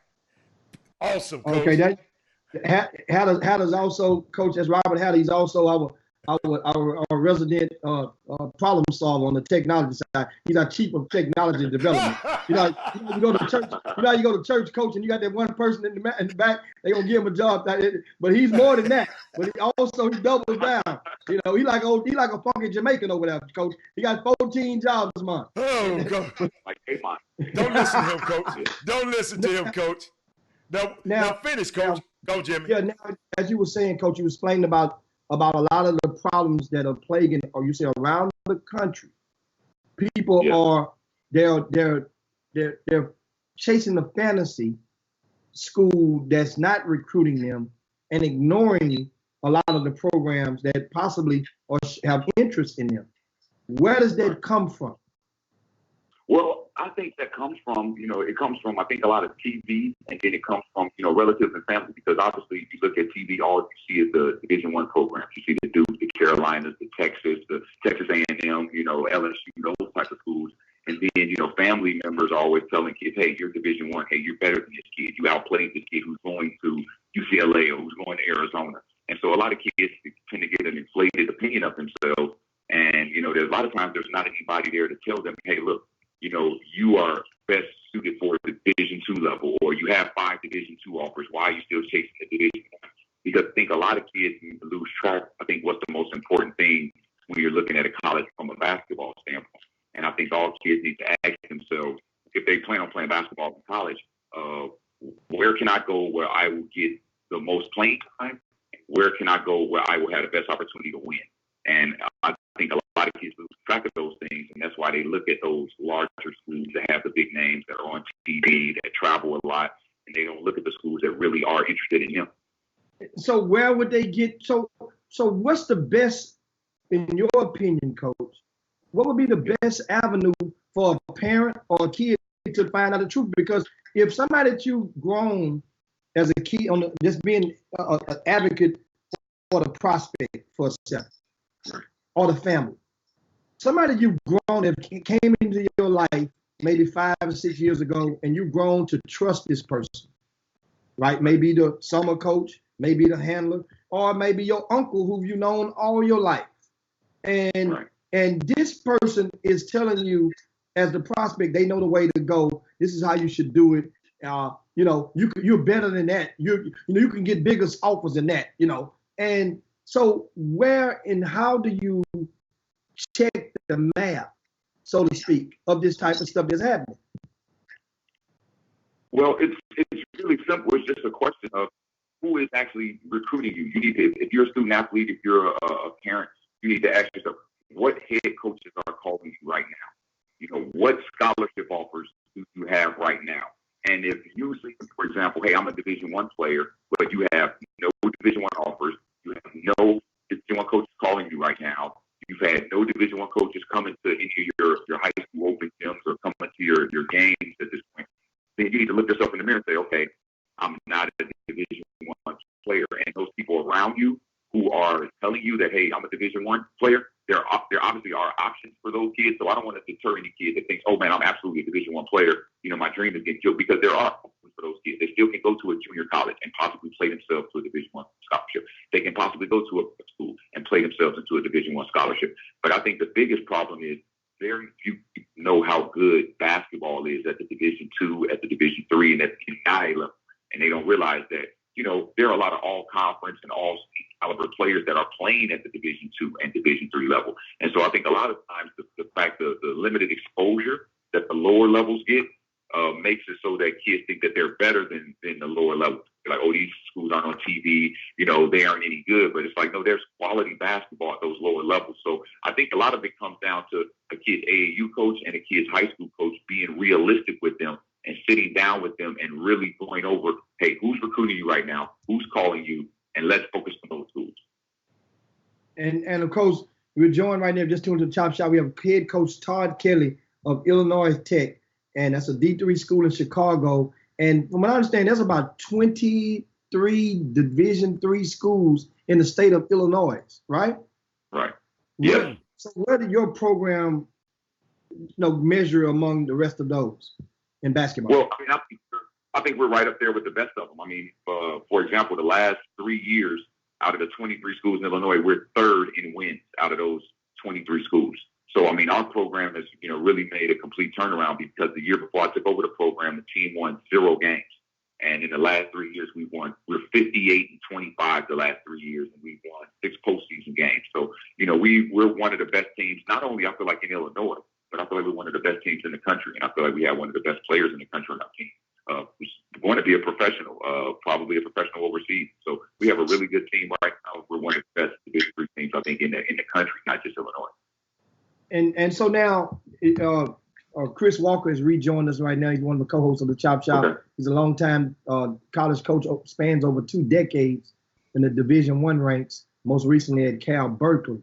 And Chris, we have Todd Kelly. He's a head coach over at Illinois Tech. Coach, a lot of the D1 schools around the Illinois, around the Chicago area, do you ever get to fraternize with those coaches? Yeah, I talk with those coaches all the time. I actually know a lot of the coaches in the state of Illinois, pretty well. And so normally, like one of our guys that lived in Houston a long time, he's in Chicago now. That's Tony Harvey. T. Harvey is over at what school is T. Harvey at, Coach? Illinois Chicago. Illinois Chicago. And now, okay. What's your normal pipeline? Tell us, like, okay, in your D3 recruiting, so that there are a lot of summer coaches watching the Chop Shop right now and are listening to us. What type of player are you that fits your program that you're looking for? I know sometimes we've had coaches come on Chop Shop and let us know flat out, hey, look, we need 2 thugs. What are you looking for right now so that we know if H-Town is a possible fertile ground for you? Well, our school, first of all, it's a high academic school, so we, when I say high academic, for example, we, minimum SAT score of about 1100 is what you need to be able to get into our school. So first of all, I need kids that are serious about academics. And so one of the things I tell guys all the time is, if you're not willing to give 100% to your athletics and 100% to your academics, our school is not a good fit for you. Because, you have to be a serious student to be good at our school. And so I think the main thing I look for, and I think a lot of coaches look for that, is and I tell parents this all the time, is that coaches, we want kids that are low maintenance or no maintenance, meaning that I don't want to have to be worried about, are you going to class? Are you getting in trouble off the court? Are you going to be on time for practice? Are you going to be doing what you're supposed to do? Are you going to be where you're supposed to be when you're supposed to be there? And so those are the type of players that I think all coaches will love, is the players that they don't have to worry about doing the right things all the time. And of course, you have a list of 10 things. Speaking of social media, you went last month and you unveiled 10 things that a lot of coaches can help them to around a program. And there are a lot of high school coaches watching the Chop Shop right now. And do you mind sharing those 10 things, or some of, not all 10, but just some of those 10 with us? Give us your top 3. Okay, I would say the top 3 are probably, if you're inheriting, based on, if you're inheriting a losing program and you're in the rebuilding state, I think the one thing, 3 things that, I think are the most important from that list is, the first is your first year. I don't think you should really worry about, wins and losses a whole lot, because if you're taking or a program that you have to rebuild, you're probably not going to be very good your first year. So don't worry about wins and losses so much, but worry about making sure that, you are implementing your philosophies and your strategies, what you're going to expect from the players moving forward. So I think that's one thing. And I think 2 other things that are, that are big, but people don't really realize them, is that you should talk to other coaches at school that are winning. Because if they're winning, they're doing something right, and they figure something out at that particular school that can help you be successful and that you can implement in your program. And this is something else that, and I think the top thing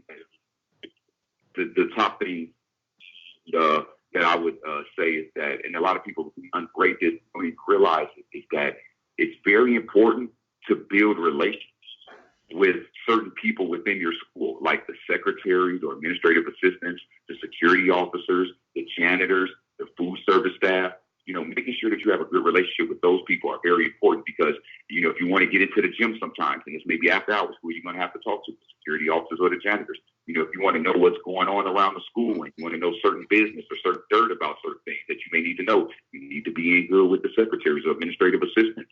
You know, and it's also obviously good to be in good with the food service staff as well because, you know, they are the ones that are feeding your players. And, you know, that's something that's very important. So those may seem very small, but those are very important things that I think people underrate a lot of times. And so now a lot of your kids, do you get many transfers from the Division I rank to the D3 school or no? Well, not from the Division I ranks, but we have had 2 transfers from Division II. And those kids tend to have come to our school and actually done really well. And so now, as we get ready to land the plane, for the parents out there, you mentioned the grades. 1100 SAT is pretty much is the threshold academically, and of course good grades. What type of economically? What type of is there if a kid is from a family that he has good grades, he has 1100 SAT. Does economics come into play for as how much financial aid that he's granted to come to you? Well, absolutely. Economics come into play. And the thing I think is a big misconception is that obviously people know that Division IIIs don't give athletic scholarships, right? But people think that because Division IIIs don't give athletic scholarships doesn't mean that kids can't go to school for very little to nothing or almost nothing. And so, for example, just to give you some perspective, our tuition room and board at our school is $63,000.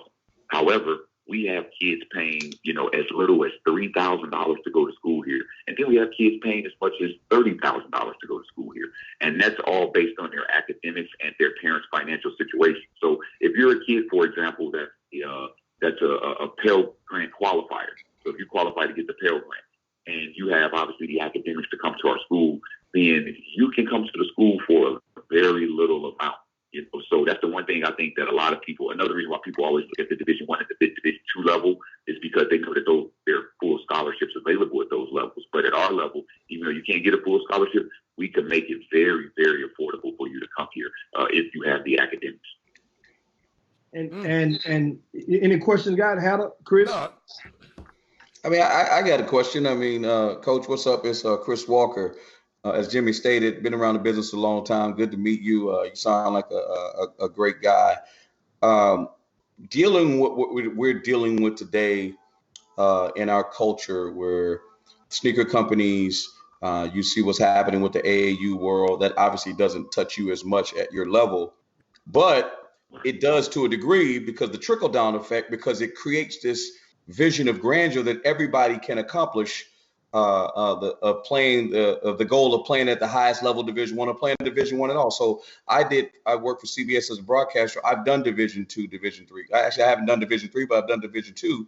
And as you stated earlier, there are kids that are all conference, all state that are playing at that level. Kids don't know that. So they're not informed, and parents aren't informed on the fact that you just alluded to the fact that it's $63,000 to go to your university. What is the biggest roadblock? I know because Hatter will tell you, and he's going to make a face, that I'm the dream killer. Man, you're not going to play in the NBA where you got a chance to get a great education and you can be a functioning adult and be employable moving forward in your life. But some people will say, well, you shouldn't talk to kids like that and kill their dreams. When you talk to a kid who's, in the second semester and not one, forget about the first semester when no one's talking to them because they still think they got life because they think that a lot of Division I schools actually go to high school games. They don't realize when that summer ends, you're in a very tight spot if no one's talking to you.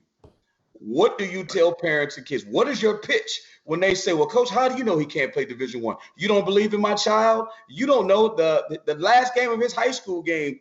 Somebody may come and see him. What do you say to people like that? Because that's the kind of stuff they'll tell you. Well, something, I actually tweeted something out maybe about a year or two ago about that because I was talking to a parent and she said, John, I told the parent, your son's not a Division I player. And she said to me, how can you kill his dreams like that? How can you just say that he's not a Division I player?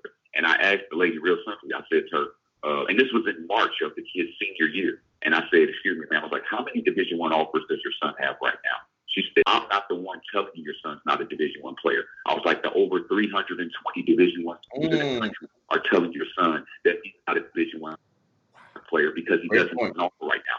So I'm not telling you anything. I'm just listening to what they're telling me. You're just not hearing it right now. And that's the problem right now with a lot of people is they're not hearing what the schools are telling them. The phone is not ringing with Division I coaches.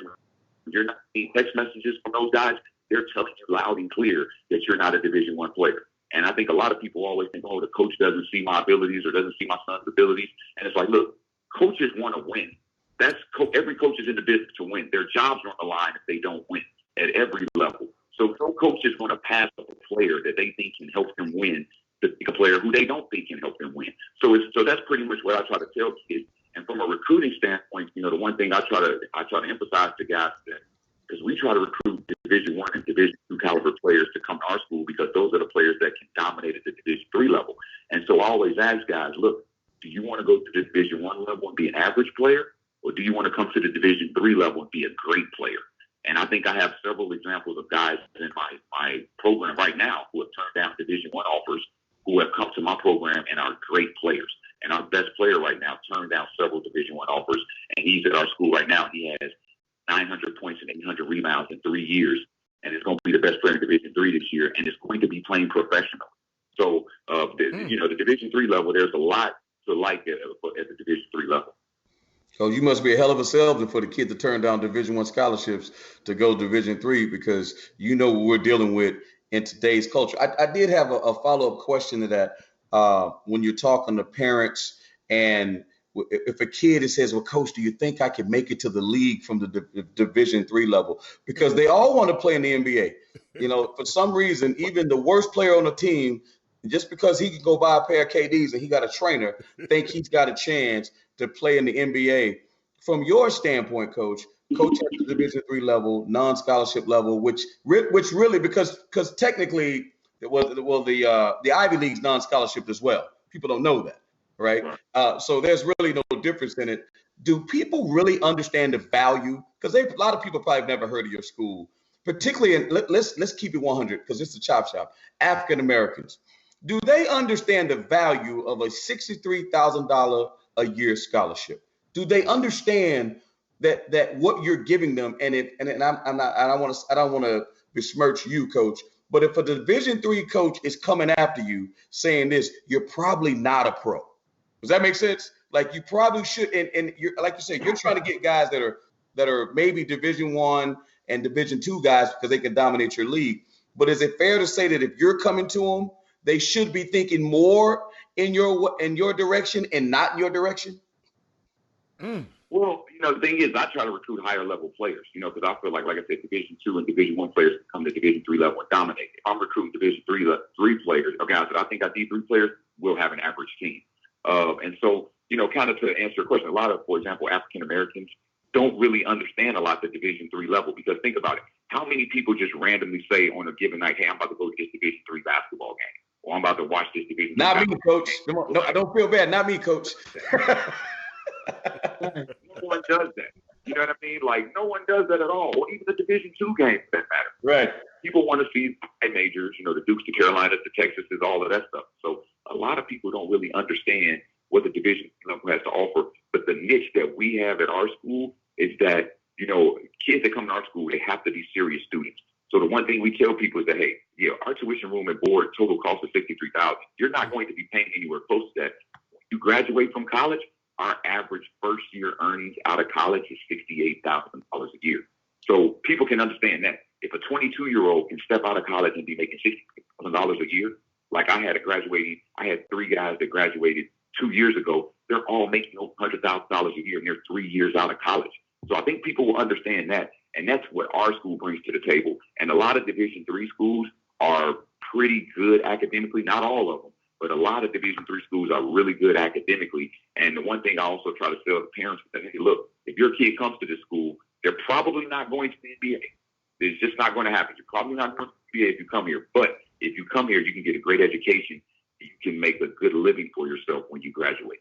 Hey, coach, should the players of the SB 206, all right, we're talking about Division I players, all right, and then the revenue they create, especially in football and basketball. We see where it's going. You're there in Illinois. They've already drafted some law, not necessarily laws, but they got their legislation to rectify, in my words, the reparations that should have been given a long time ago to the athlete. All right. Do you believe, or are you for, or are you against? And should it filter down to the Division III level, or how does that affect you? Well, I'm for college athletes getting paid. You know, I've been for that for a long time. I think obviously they're making a lot of money for these universities and institutions, so they should get a piece of the pie. Now, I think it won't really affect us that much, just because like the kids that were going to go to Division I schools were going to go anyway. It's not like it's any more spots open now or any more scholarships open at the Division I level than were open before. So we're going to be able to recruit the same amount of kids that we're recruiting. Now, should kids get paid at the Division III level?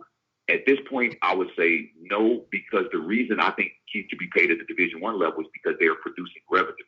Very few Division III schools are producing a high enough level of revenue to justify paying the students. Now, for example, if our games were on TV, or if we had big night tracks, or if we had 10,000 people coming to every game, and our student athletes were producing revenue, absolutely they deserve to get paid. But at the Division III level, we don't produce enough revenue to justify the student athletes getting paid. And I'm not trying to diss any Division III players, because shit, I would love to see them get paid too. But I'm just saying I don't think the revenue is there to justify it. Like at the Division I level, when you have 100,000 people coming to football games every weekend, then those kids should get some of that money. You know what I mean? If you got 25,000 people coming to basketball games, and you got, people buying kids jerseys, they should get some of that money. But that's just not the case at our level. Jimmy, I got one more. I know you got to ask. Coach, because this is important, because I know I got to ask so people know, and I don't know what else we got going on. Coach, video. A lot of people have all these mixtape videos, right? They got all the mixtape videos. They're buying these $1,800 recruiting services. 2 questions. And I know the question of mine is, the answer to both these questions is no and no for me, okay? I don't know what it is for you. Do you watch video? When people just send you a one-off videos, how often do you watch them? And B, when those phony recruiting services that these people are spending $2,000 and $3,000 for, do you read all those emails that come to you in your inbox? Now, the recruiting services, I mean, a lot of times I think those are a money grab. And I think a lot of the kids that go to those recruiting services, for example, they're not getting recruited. So that's why they go to the recruiting services. So they're probably not that good, because you don't have Division I and Division II level kids paying for recruiting services, because they already have scholarship offers. That's what we're not paying for. So I would say a no on a recruiting service thing. Now, at my level, when I get a video from a kid, I tend to look at it a little bit, because it's like we're Division III, so we have to at least take a look at it, because it may be a kid who may be pretty good, but I would say 90% of the time, those videos we get are useless, because a lot of the kids just aren't quite good enough. And I think one of the things too is just people underestimate how good you have to be to play college basketball, even at the Division III level. Like, you have to be a good player to play at this level. I mean, like I said, everybody on my team was an all-conference player in high school. And on the high level, and another thing people don't understand about the Division III level is that the best Division IIIs are much better than the worst Division IIs. And I always tell guys that, just like the best Division IIs are much better than the bad Division Is. Right. You know what I mean? So that's just kind of something people don't realize. To answer your question, I would say no, absolutely on the recruiting services. I think a lot of times that's a waste of money. And then on the highlight videos, I think a lot of times that is, I would say 80 to 90% of the time, it's kind of useless. And I think another thing that kind of inflates people's ideas of things, and you mentioned it, is those trainers. There are a lot of trainers. I'm not trying to knock trainers, because everyone needs skill development and needs to get better if you want to be a better player. But I think a lot of times some of these skill development guys and trainers are more or less hype men, and kids and families, and make them think that they may be better than they are. And because I've heard plenty of parents say, "Oh yeah, his trainer said that he should be getting Division I offers. He's going to have Division I coaches calling him and all of that type of stuff." And I'm like, well, nah, that's not going to happen. Wow. And he's probably training them for free. No, he probably got his hand in their pocket. That's what it is. Oh, man. And of course, they've just tuned in to Todd Kelly, guys, the head coach at Illinois Tech, and dropping some nuggets right now. It took us a while to get him to cut some grass, boy. But I see the lawnmower. It's stuff flying everywhere. Hey, Coach, you mentioned something. You mentioned about the recruiting services that you a while ago. Yeah. Now, I want to clarify. Those services that they go. Remember, I said earlier, guys, earlier this week. I mean, there's a difference between scouting service and recruiting service now because otherwise people would tend to combine them together as one. The recruiting services are the ones who go and get paid from the parents to go and promote players to schools. Scouting services generally get paid from the colleges to provide them intel on the kids. That's the difference between the two. So we were talking about the question that Chris asked was about recruiting services. Those are the people that would generally get the info of the players from anytime your son goes to a camp. Anytime your son or your relative goes and plays in a tournament that has a live event where you have to submit a roster and with their intel. Well, what happens is a lot of the people in that business will pay a little extra, or they will go and get a media packet, and hopefully that info will be inside of that. And that's how you get those solicitations in the mail.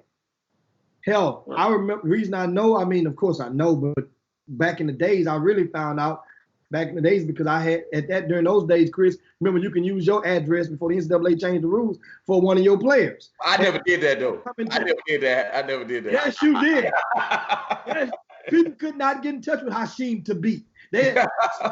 Chris Walker answered the phone, Hasheem Thabit, or Philip McDonald. Philip McDonald was going to Kansas for fall to Midnight Madness, and Chris Walker did. That's another whole topic. But next thing you know, kid never made it to Kansas because the APA had to put an APB out on him. Man, I kidnapped him. Unbelievable. Unbelievable. So this type of stuff happens, and so a lot of times people think there are really truly parents out there that are naive. And I understand. And I've tried to curb myself from attacking the parents to make them seem like you're subhuman for being naive. And that's not needed, because then they'll get embarrassed and they won't share the horrific experiences. Well, here's what I'm thinking. Just because when stuff comes in the mail, that doesn't mean that your son, that somebody, that he's made it. That means somebody is likely trying to prey on you to pay something. It's just like telemarketing. It's the telemarketing of our kids right now. And now so do you, as a head coach, let those parents know, hey, look, you're wasting your money, or you let him each just be his own? Yeah, I've told parents that before because, for example, you have those mentioned recruiting services. You have services like, I don't know if you guys have heard of like NCSA or Be Recruited or college student athletes. Those are three of some of the more, I guess, popular ones where, parents are paying anywhere from $500 to $1,000 to $1,500 to those services to send those kids' profiles out to coaches like myself. And so a lot of times I tell, parents, look, you don't have to do all of that. You know what I mean? You need to target a couple schools that your son may be interested in, and you need to look into those schools, paying a recruiting service to send your stuff out to a lot of different schools. And I think one of the big problems is, and I know you guys kind of touched on this, is that I think there's just a severe lack of education amongst high school coaches and AAU coaches about the college selection or the college recruiting process. Like, for example, I know there are a lot of AAU coaches. I've noticed for a fact, because I've talked to them, a lot of AAU coaches and high school coaches that don't know the difference in what could be offered from a scholarship level at the Division I level, at the Division II level, at the Division III level, or at the NAIA level. There are coaches that don't even know about that. There are a lot of coaches that don't even know at the junior college level, there's junior college Division I, Division II, and Division III. And so that lack of education right there by the AAU coaches and the high school coaches. So now where do the parents go to if they don't know? They go to those coaches who don't know either. So now there's a complete lack of education on all sides. And then you get a clueless kid because that clueless kid is around a lot of clueless adults. Wow. Hey. Hold on, Coach. That last sentence you just said, can you repeat that last sentence one more time? That was a good one there, Coach. Oh, that they're clueless kids now because there are a lot of clueless adults around them that don't know what to tell them, and so now the kids are clueless. Unbelievable. So is it so? So the problem is bad all around the country. It's not a Texas thing. It's not a Chicago or Illinois thing. It's all over there. That's what you're saying. Well, yeah, absolutely. Because like I said, I recruit all over. I try to recruit Texas, California, Vegas, Arizona, the East Coast I stayed on for a couple of years. This is all around the country. I mean, no question, it's all around the country. And matter of fact, I would challenge some people to just go to their high school coach or some parents, go ask the high school coach. Look, explain to me the difference between Division II and Division III and what can be offered in terms of scholarships. Tell me what NAIA is. Tell me how many scholarships can be offered at the Division I level. Tell me about prep schools. Because now schools are throwing a wrinkle into everything. With the change in the game a little bit. And so a lot of people just don't know about these things. And personally, I wish that to be a high school coach or an AAU coach, there was some type of test you had to take to prove that you have knowledge. Because think about it, if you're coaching AAU, you're probably telling parents, hey, I'll send this amount of kids to Division I or this amount of kids to Division I. So that's why you should come play for my AAU program. But what about those kids you get on your team that don't go to Division I? How do you help those kids? How do you educate those parents? Can you tell them, hey, I sent these many kids to Division IIIs and now they're graduated 3 years ago and they're making X amount of money. But I just challenge people to make sure that the coaches that you play for are educated and they know about the college process. Because my general philosophy, and I don't know if people, some people don't, but I think a coach's number one responsibility at any level, whether it's high school, elementary school, college, a coach's number one responsibility is to prepare your players for the next level. And me as a college coach, that means that my job is to prepare my student athletes to be professionals in whatever field it is that they plan on going to. So a high school coach's job is to prepare their kids for college, whether it's to be a college basketball player or just to be a college student. And I think a lot of coaches lose track of that. And the AAU coach's job is to prepare the student athletes to be college athletes. And how can you prepare them when you don't even know everything about the level they can play at? Coach, that you stepping on a major ant bed, and I have said that forever, that high school coaches forego their responsibilities to teach young men. They're just trying to win district championships and get to state, and they're not helping these young men grow. And I've said that time and time again. Every kid is not going to be a Division I player, and they are not educated, and they don't care to be educated, because if they did, they would support summer basketball and all their initiatives. Hold on, Hatter, real quick. And I'm going to say this. Now, I don't have any experience in Division II and Division III because I've only had Division I guys, right? But I will say this, because there are other people that call me for advice and things that I don't know, and I've had the privilege of being a college coach. But I'm going to go to a cultural comment, and I'd love to get your input. What I've always faced, all right, is the anti-Robert Hatter family or the anti-Robert Hatter kid. The black kid that doesn't care anything about athletics and academics and only cares about playing basketball, or as they say, hooping. Is that running rampant? Is it just me, or is that just running rampant in our community that we're underemphasizing academics and math and science and being lawyers and doctors, and we're overemphasizing what we saw last night watching the NBA? You've been in a Division III school where I know basketball is a big deal, but academics are more paramount. Right. Are you running into that circle time and time again? Oh, absolutely. I think people are definitely thinking that, hey, the quickest way or the best way to become rich is to be a professional athlete, whether it's football or basketball. And I think a lot of times, and this has to do a lot with the parents, I think, with parents putting athletics, like I'll give you a perfect example. And this is something I hate. I hate this so much when I see a parent that makes sure that their kid is at every AAU practice, that the parent comes to every AAU game, that the parent goes to every high school practice and make sure their kids are at every high school practice. And then I turn around and find out that the kid is ineligible. It's like, well, the parent, where were your priorities at? Wow. You know what I mean? You're making sure the kid is at all of these practices, but they're ineligible. So you obviously weren't making sure that the kid was doing all of their homework. You know what I mean? And so kind of the philosophy I had, because I had parents that, were on top of me about, they were educated. They made sure that, I was going to get my good big grades, or I wasn't going to play. But the thing I always thought about basketball was that they loved basketball, and I wish kids would think like this. I loved basketball so much that I wasn't going to let anything take me off of the court. So that means I knew what grades I had to get. And I loved basketball so much that I wasn't going to do anything to allow myself not to be on the court. So I knew I had to get good grades. Well, I was going to get good grades so that I could be on the court. And I think a lot of people don't understand that concept. They think that, man, I'm so good, or a lot of parents think, oh, he's so good that, he'll get passed along, or, people will turn the other cheek, or, oh, okay, he'll just go to junior college. He'll still go to Division I.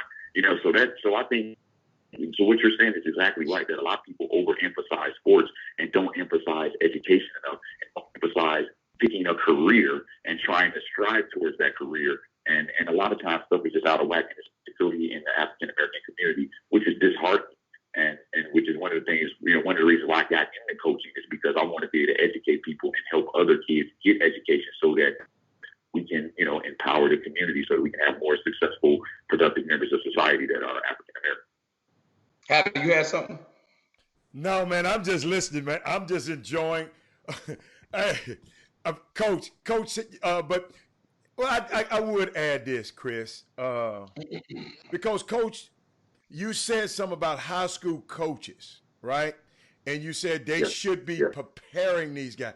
But what if the high school coaches don't know what to do? Coach, and the reason I said this, Coach, we had a U of H, Kevin Sampson had a free camp this weekend for college coaches. He fed high school coaches and summer coaches. He fed them breakfast, fed them lunch, and man, didn't but a small amount of this population around here who's teaching these coaches and high school coaches, they didn't coach. I was there. They didn't show up. I'm not a coach, but I was there. But how you expect for them to give these kids something, and they don't, clueless adults will have clueless kids. Clueless coaches will have clueless players. Is that what I'm talking about? Because I know Chris was jumping on the high school coaches and talking about they don't know enough. How do you get them? I mean, how do you get the college coaches the high school coaches that try to know enough that they can prepare a kid from college? What if they clueless and just don't know? Right, and I think a lot of it is, and I know I kind of went off on high school coaches and said a lot of things, but I think there's a lot of pressure, obviously, on the high school coaches, on parents, to be able to know these things and to be able to get their kid recruited or whatever the case may be. But I think a lot of it comes from just, a lot of high school coaches a lot of times are hired for convenience and not hired based on ability. And I don't know if that's the case in Texas as much as it is in Illinois, but for example, a lot of times they only hire a high school coach who, for example, works in the building or who is a teacher in the building, or just because they've been at the school for a couple of years, now they're going to be a school coach without even having any formal training. And so what I think needs to happen is the interview process for high school coaches needs to be a little bit more, principals need to take more responsibility for the high school coaches that they hire. They need to make sure that they ask the high school coaches, hey, what kind of formal training have you had as a coach? I mean, do you know about the recruiting process? Do you know about the college application process? Can you evaluate a player that's a Division I, Division II, Division III player? What is your talent evaluation skills like? What experience do you have as an academic counselor, being able to counsel kids through, the ACT and SAT and all of those type of things? So I think a lot of the pressure, a lot of the responsibility is on these high school principals and high school athletic directors to make sure that they hire qualified coaches that are committed, because they're just like you guys know, there's some coaches in high school that think that coaching high school is just coaching from October to March. That's not the case. You know what I mean? If you're a high school, you're coaching basketball year round, so they have to make sure that we hire better high school coaches that are educated, that are trained, and that understand what it means to be a coach. Because to me, being a coach is a responsibility. When someone calls me a coach, it's like an honor. And I feel like I got to hold up to that responsibility and be able to counsel that kid and be able to guide them in the right direction. And I don't think a lot of people take that title as coach as seriously as maybe somebody like I do. Wow. I'll tell you right now, it's Coach Todd Kelly, guys.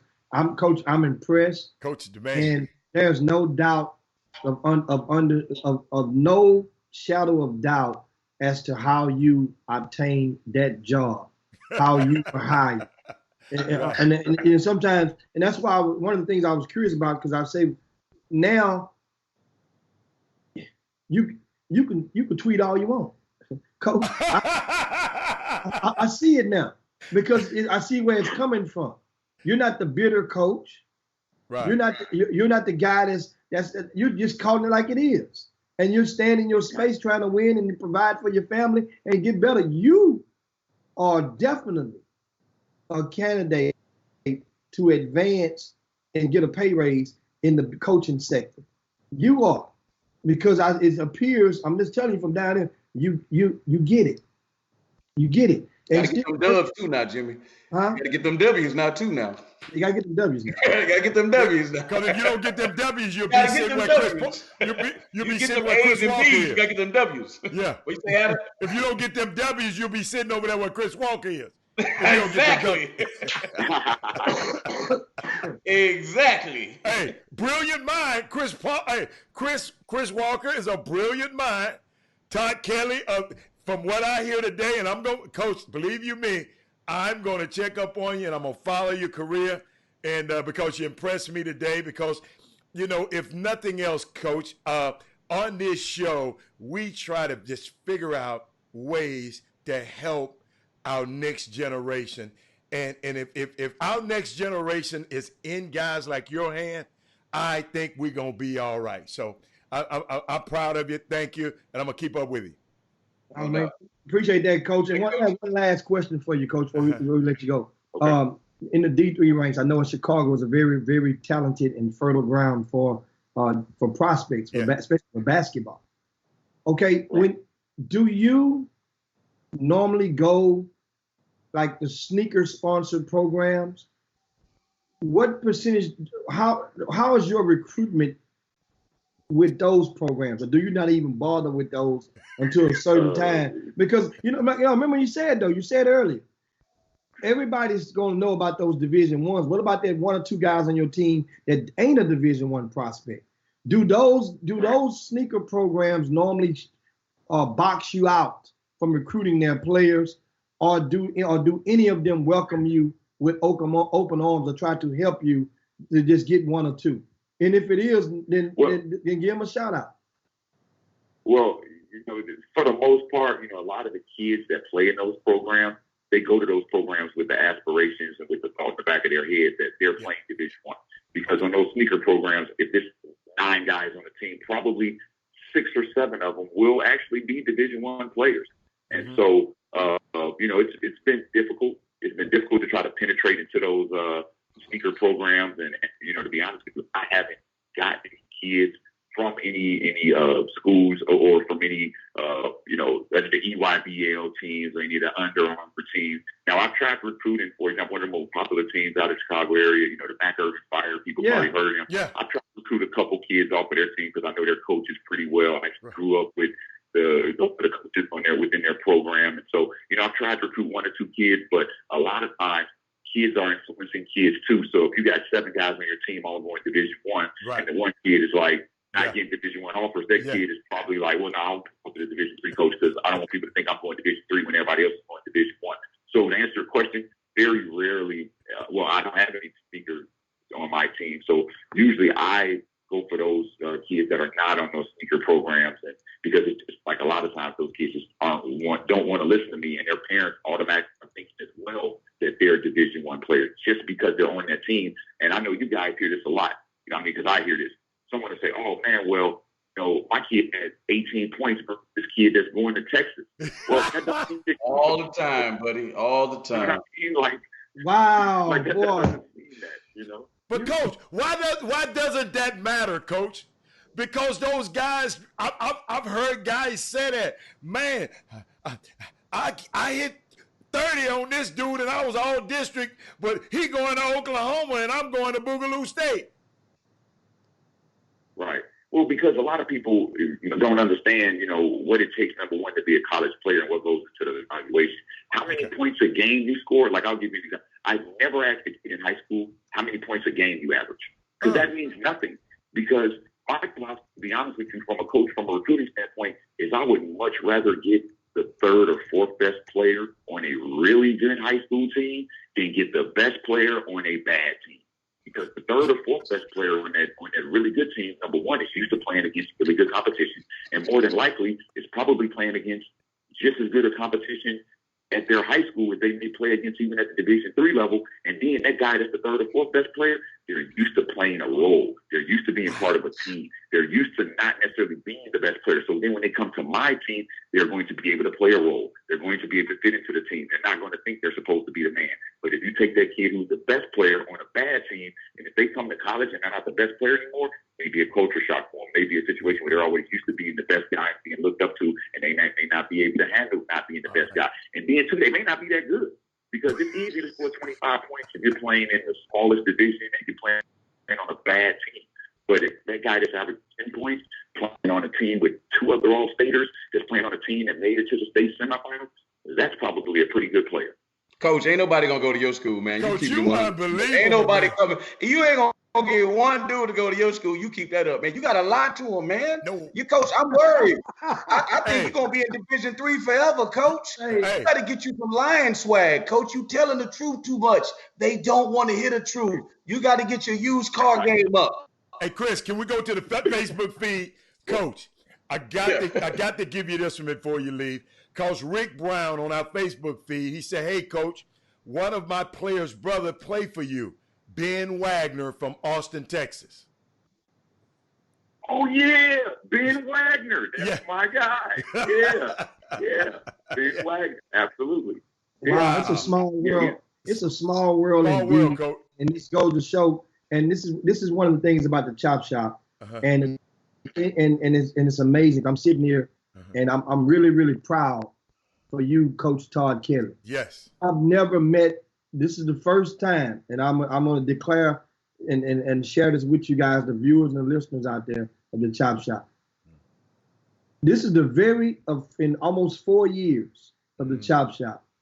This is the very first time that I've ever scheduled a college coach to come and speak and join and chop it up with us on the Chop Shop, whom I've never spoken with on the phone, never met in my life. Okay. I don't know Todd Kelly. I've never met Todd Kelly. Are we getting catfished? Because he sounds too good to be true. Hey, man, y'all can go to my website and read my Coach, profile. we got you, Coach. I've been to your website. Share the website with the viewers out there. Where can they find you and follow you? Because I know a lot of people may have more questions for you, and you know, because and about the recruiting. Share that with them. How can they, your social media handle and your email or whatever, however you want them to follow? Well, and anyone that wants to email me and ask me questions about the recruiting process, I'm more than welcome to answer. Our school's website is www.illinoistechathletics.com. So that's our school website. And my Twitter handle is @TKO1979.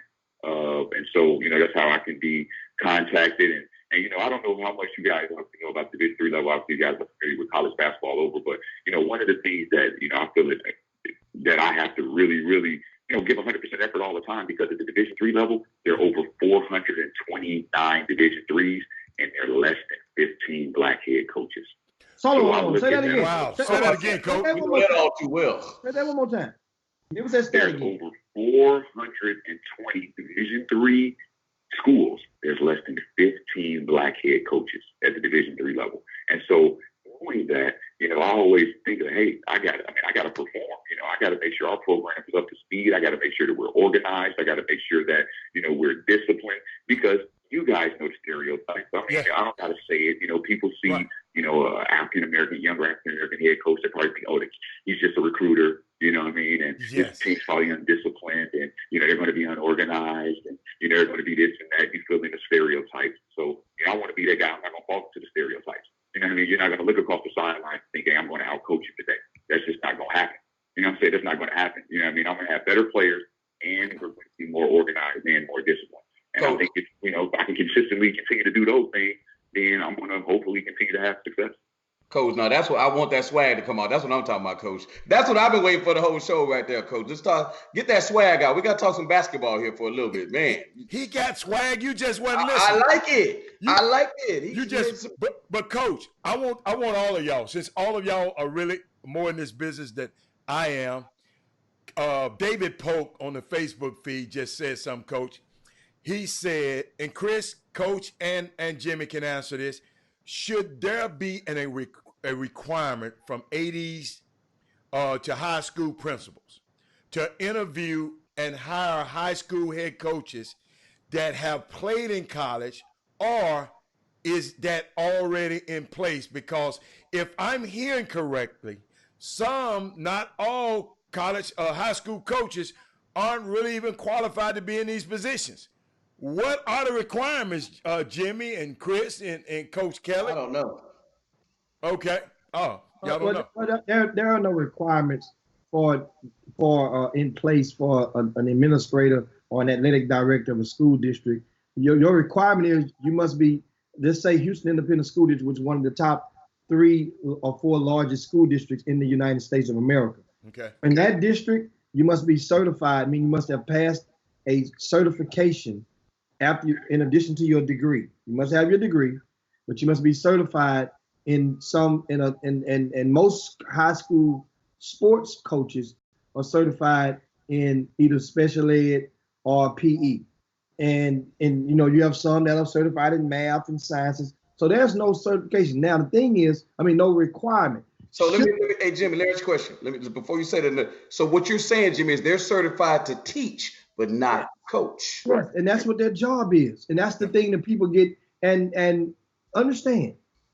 If a coach is not the coach at your school no more, he's still going to be a teacher there unless he does something to violate the law or the rules, and they can fire him violating his contract.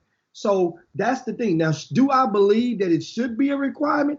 Hell yes, I believe it should be a requirement. If you're going to coach football, that you should have at least played football in college. Yes, or at the high school level. You know why? Because guess what? In comparison to most other extracurricular activities, I guarantee you the band director played in the band. Good one. Mm-hmm. Science teacher probably learned science, right? Like you're probably not a woodshop guy like I was, or you were. I bet you the swimming coach probably knows how to swim. Not He's necessarily. a certified lifeguard. So yes, I believe it should, but those are questions that parents, you guys are watching, can ask and share this wealth of knowledge and share this stuff to other people. Because those are the questions that you want to ask before, not after when it's too late and your son is already transferred in. Hey, Coach Todd Kelly, man. Thank you, man. Good stuff. Pieces of advice you have for them. It's time for us to get ready to land this plane. As you're closing out, you didn't give them your information, your social media information, because they can follow you because you're hot as hell on Twitter right now. You throwing it up. Yes, STKO 1979. That's my Twitter handle. So, like I said, feel free to reach out to me or feel free to email me. Our school is Illinois Institute of Technology. Anybody from school, look up our athletic website. But as far as last piece of knowledge, the one thing I would just suggest to people, just from a recruiting standpoint, is I guess three simple things. Is that number one, when you're looking for college, the 2 main things you should look for are to go to a school where, one, you're going to be able to play, meaning get playing time, and number 2, you're going to be able to win. Because if you go to a school and you're sitting on the bench and you're losing, you're going to transfer. No question about it. So those are the 2 things that you're going to need to look for. Go to a school where you can play and go to a school where you can win. And one other piece of advice I give kids too, that when the schools are looking at you, make sure that any school that you're seriously considering, go play in an open gym at that school. Because that's going to be the best way that you can determine where you're fitting that program. And you'll get to meet the players, and you'll get to evaluate yourself from a talent standpoint. Because a coach can tell a kid anything. A coach is like, hey, yeah, you come here, you're going to start. Or you come here, you're going to play this amount of minutes. But hey, if you go to the open gym, you see, like, man, I'm the 4th best point guard in the gym. Well, you're not playing there then. You know what I mean? So I would just always, those are the 3 things that I would say. Go somewhere where you're going to play. Go somewhere where you can win. And make sure you play in an open gym at the school before you decide to commit there. Thank you so much, Coach. Coach, I got something for you. I just got a text. Okay. Coach, you're going to be getting some information from a player from the Houston area. And the coach, you check your email, because I think the coach is probably sending you the information now, because somebody saw this show and heard what you were talking about. I got some information for a player I know. I've seen him. You'll be pleased with. So I just wanted to add that, and we'll talk about that later. Oh, okay, that's great. And if anybody wanted to email me too, my email address is tkelly7@iit.edu. And Mr. Hickson and the other guys, I really appreciate you guys having me on the show. Obviously, like Mr. Hickson said, hey, that we haven't met before. We just kind of did a couple messages via Twitter. Yeah. So like, I really appreciate you having me on the show, and appreciate you guys talking to me. And like I said, I just thank you for the opportunity. Okay, Coach. Thank you. All right, thanks a bunch, man. That's Todd Kelly, guys. I mean, great convo, as you see, and we definitely went extended in overtime to help fulfill that conversation with you guys. And that's one of the things that we do on the Chop Shop, and that you will not get anywhere else in the United States of America, in the world. Nobody's going to care about you guys. Remember, I tell you guys all the time, pay attention. Pay attention. People can say a whole lot. As Chris said, the used car salesman game is real prevalent in the recruiting sector. But not me, though. But not me. But not me. But not me, Jimmy. Not you anymore. Not you anymore. And so, guys, I mean, I'm so impressed with this young man. Yeah, I really, really am. I mean, I'm going to tell you something. I'm going to help my coach, Anthony Medina, over at University of St. Thomas. Ain't no doubt about that. Yeah. I'm going to help him. Right. There used to be NAI, and this is the first year the University of St. Thomas is going in D3. Okay. So we're going to help him. But he only can take so many players. And as he's playing, take these kids. Or you summer coaches, it's time. Realize it's only so many holes that you can run in fabricating, falsifying, and trying to fool folk about this recruitment. You only can run in so many holes. You look at, pay attention.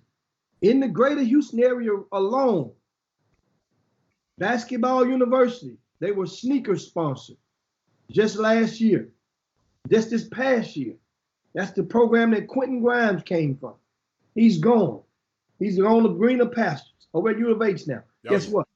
No more sneaker deal for Basketball University. Wow. Gone. So that means all of those players and all those opportunities have to be now extracted. They're compressed because they're less. That's one less sneaker program in the greater Houston area. Only one Adidas program now for 17U. What team is that? That's Team Harden. Oh, wow. Only one Under Armour program for 17U. That's the Houston Defenders. There's only one Nike program for 17U, and that's the Houston Hoops. That's it. Think about the numbers. If each one of them has 9 players, we can do 10 for safe math, but you guys know good and damn well that 10th player is either a money kid or a favor for somebody. So you can say 10 if you want to. That's 30 kids. And those are rising seniors and rising juniors combined. Think about it. Good. That's good work. And you keep trying to make these other kids think and believe that they're part of, that they're equal and they're compatible with the number. The numbers don't lie. So if the numbers don't lie, why do you keep choosing to lie? What? Division threes, Division two. Takes two to tango. They choose to listen too. Thank you. They choose to listen. They choose to listen. And Jimmy, before we get out of here, let me thank the Women Rock Wednesday, Marquessa Carter, Sonia Howard, Kim Maxey Roy, Lori Dotson, Anissa Veal, and I'm going to have a second team today because we had a lot of women chimed in today. You had Angie Holcomb, Michelle Phillips. You had Wendy Johnson, Tamika O'Neal, Latrice Hughes, and Yolanda Green. And Cheryl Anderson. Hey, shout out to y'all. And then even yesterday, Jimmy, them guys who I missed yesterday because we overran, Todd Holmes, Daryl Anderson, Lionel Garr, Derek Johnson, and Jack Reese. Y'all got to realize I might not be on time, but I'm going to get you. Okay? So I just shout out to y'all. We appreciate y'all. Coach Leary, we appreciate everybody. And Chris, Jimmy, I'm done. Good show today. Great show. Hey, man. Hey, with that thought in mind, guys, make sure you share the show to your timelines or to your friends on your feed. Share the show. If this your first time here, like our page, Chop Shop HTX. That's our handle. Go over to YouTube and subscribe to our YouTube channel. We're in a phase where hopefully we'll be able to do this thing and double down. What the hell is going on right now? That's all right. And the double, I thought that was Coach calling me back. But anyway, so you want to talk some more? Damn, called enough today. Hey, trust me, you had Coach fired up. Coach felt like a pastor in there today. But share the show with your platforms. Not everybody knows about the Chop Shop. I understand you want this to be your secret weapon in debates. Your dirty little secret. But let us all grow together and bring some of your people you debate with, bring their ass into the boom boom room and let them debate. And that way now you can get them that way. Do that. It's always ways. Thanks so much to everybody out there for bearing with us and hanging in with us this far on the Chop Shop. Thank y'all. All the different cities, man. Yeah. Remember, this is not a Houston thing. Yeah. This is a nationwide show. Yeah. It's a movement, Jimmy. It's a movement. That's what it is. It's a movement. And the things that we got coming up in the future just gonna be crazy, y'all. So that's why I really want y'all. Jimmy told y'all early. At some point, we got to test this platform on YouTube. So we're gonna go through YouTube only that day live, just to test it. And then later on, we're gonna upload the show into Facebook like we do now. Like we do it live on Facebook, and we download it up after the show. I download it up to YouTube. So we're gonna flip flop it, and just to see, we want to see, because there's some resolution in YouTube that's a whole lot better. And with this new program, it's like we got a Ferrari, and we just driving at 55 miles an hour on Facebook. We want to open it up a little bit because we're on the Autobahn now. We want to be able to open it up and do some things. So thanks, Jimmy. Thanks, Chris. Thanks, everybody. Hey, what about Jimmy? Man. What we gonna do with Dino? Hey, man, it's time to slide on down Dino's back, baby. Yabba dabba do this thing. On behalf of the hater, and of course the hack, it's time to twist that thing on back. And guess what? It's the Midday Sports Happy Hour. I'm about to continue this thing. Rob Hatter. Chop Shop. You are now tuned in to the Chop Shop. I'm Retro. Let's get it. We in the Chop Shop. We live in the Chop Shop. We talking sports talk. We live in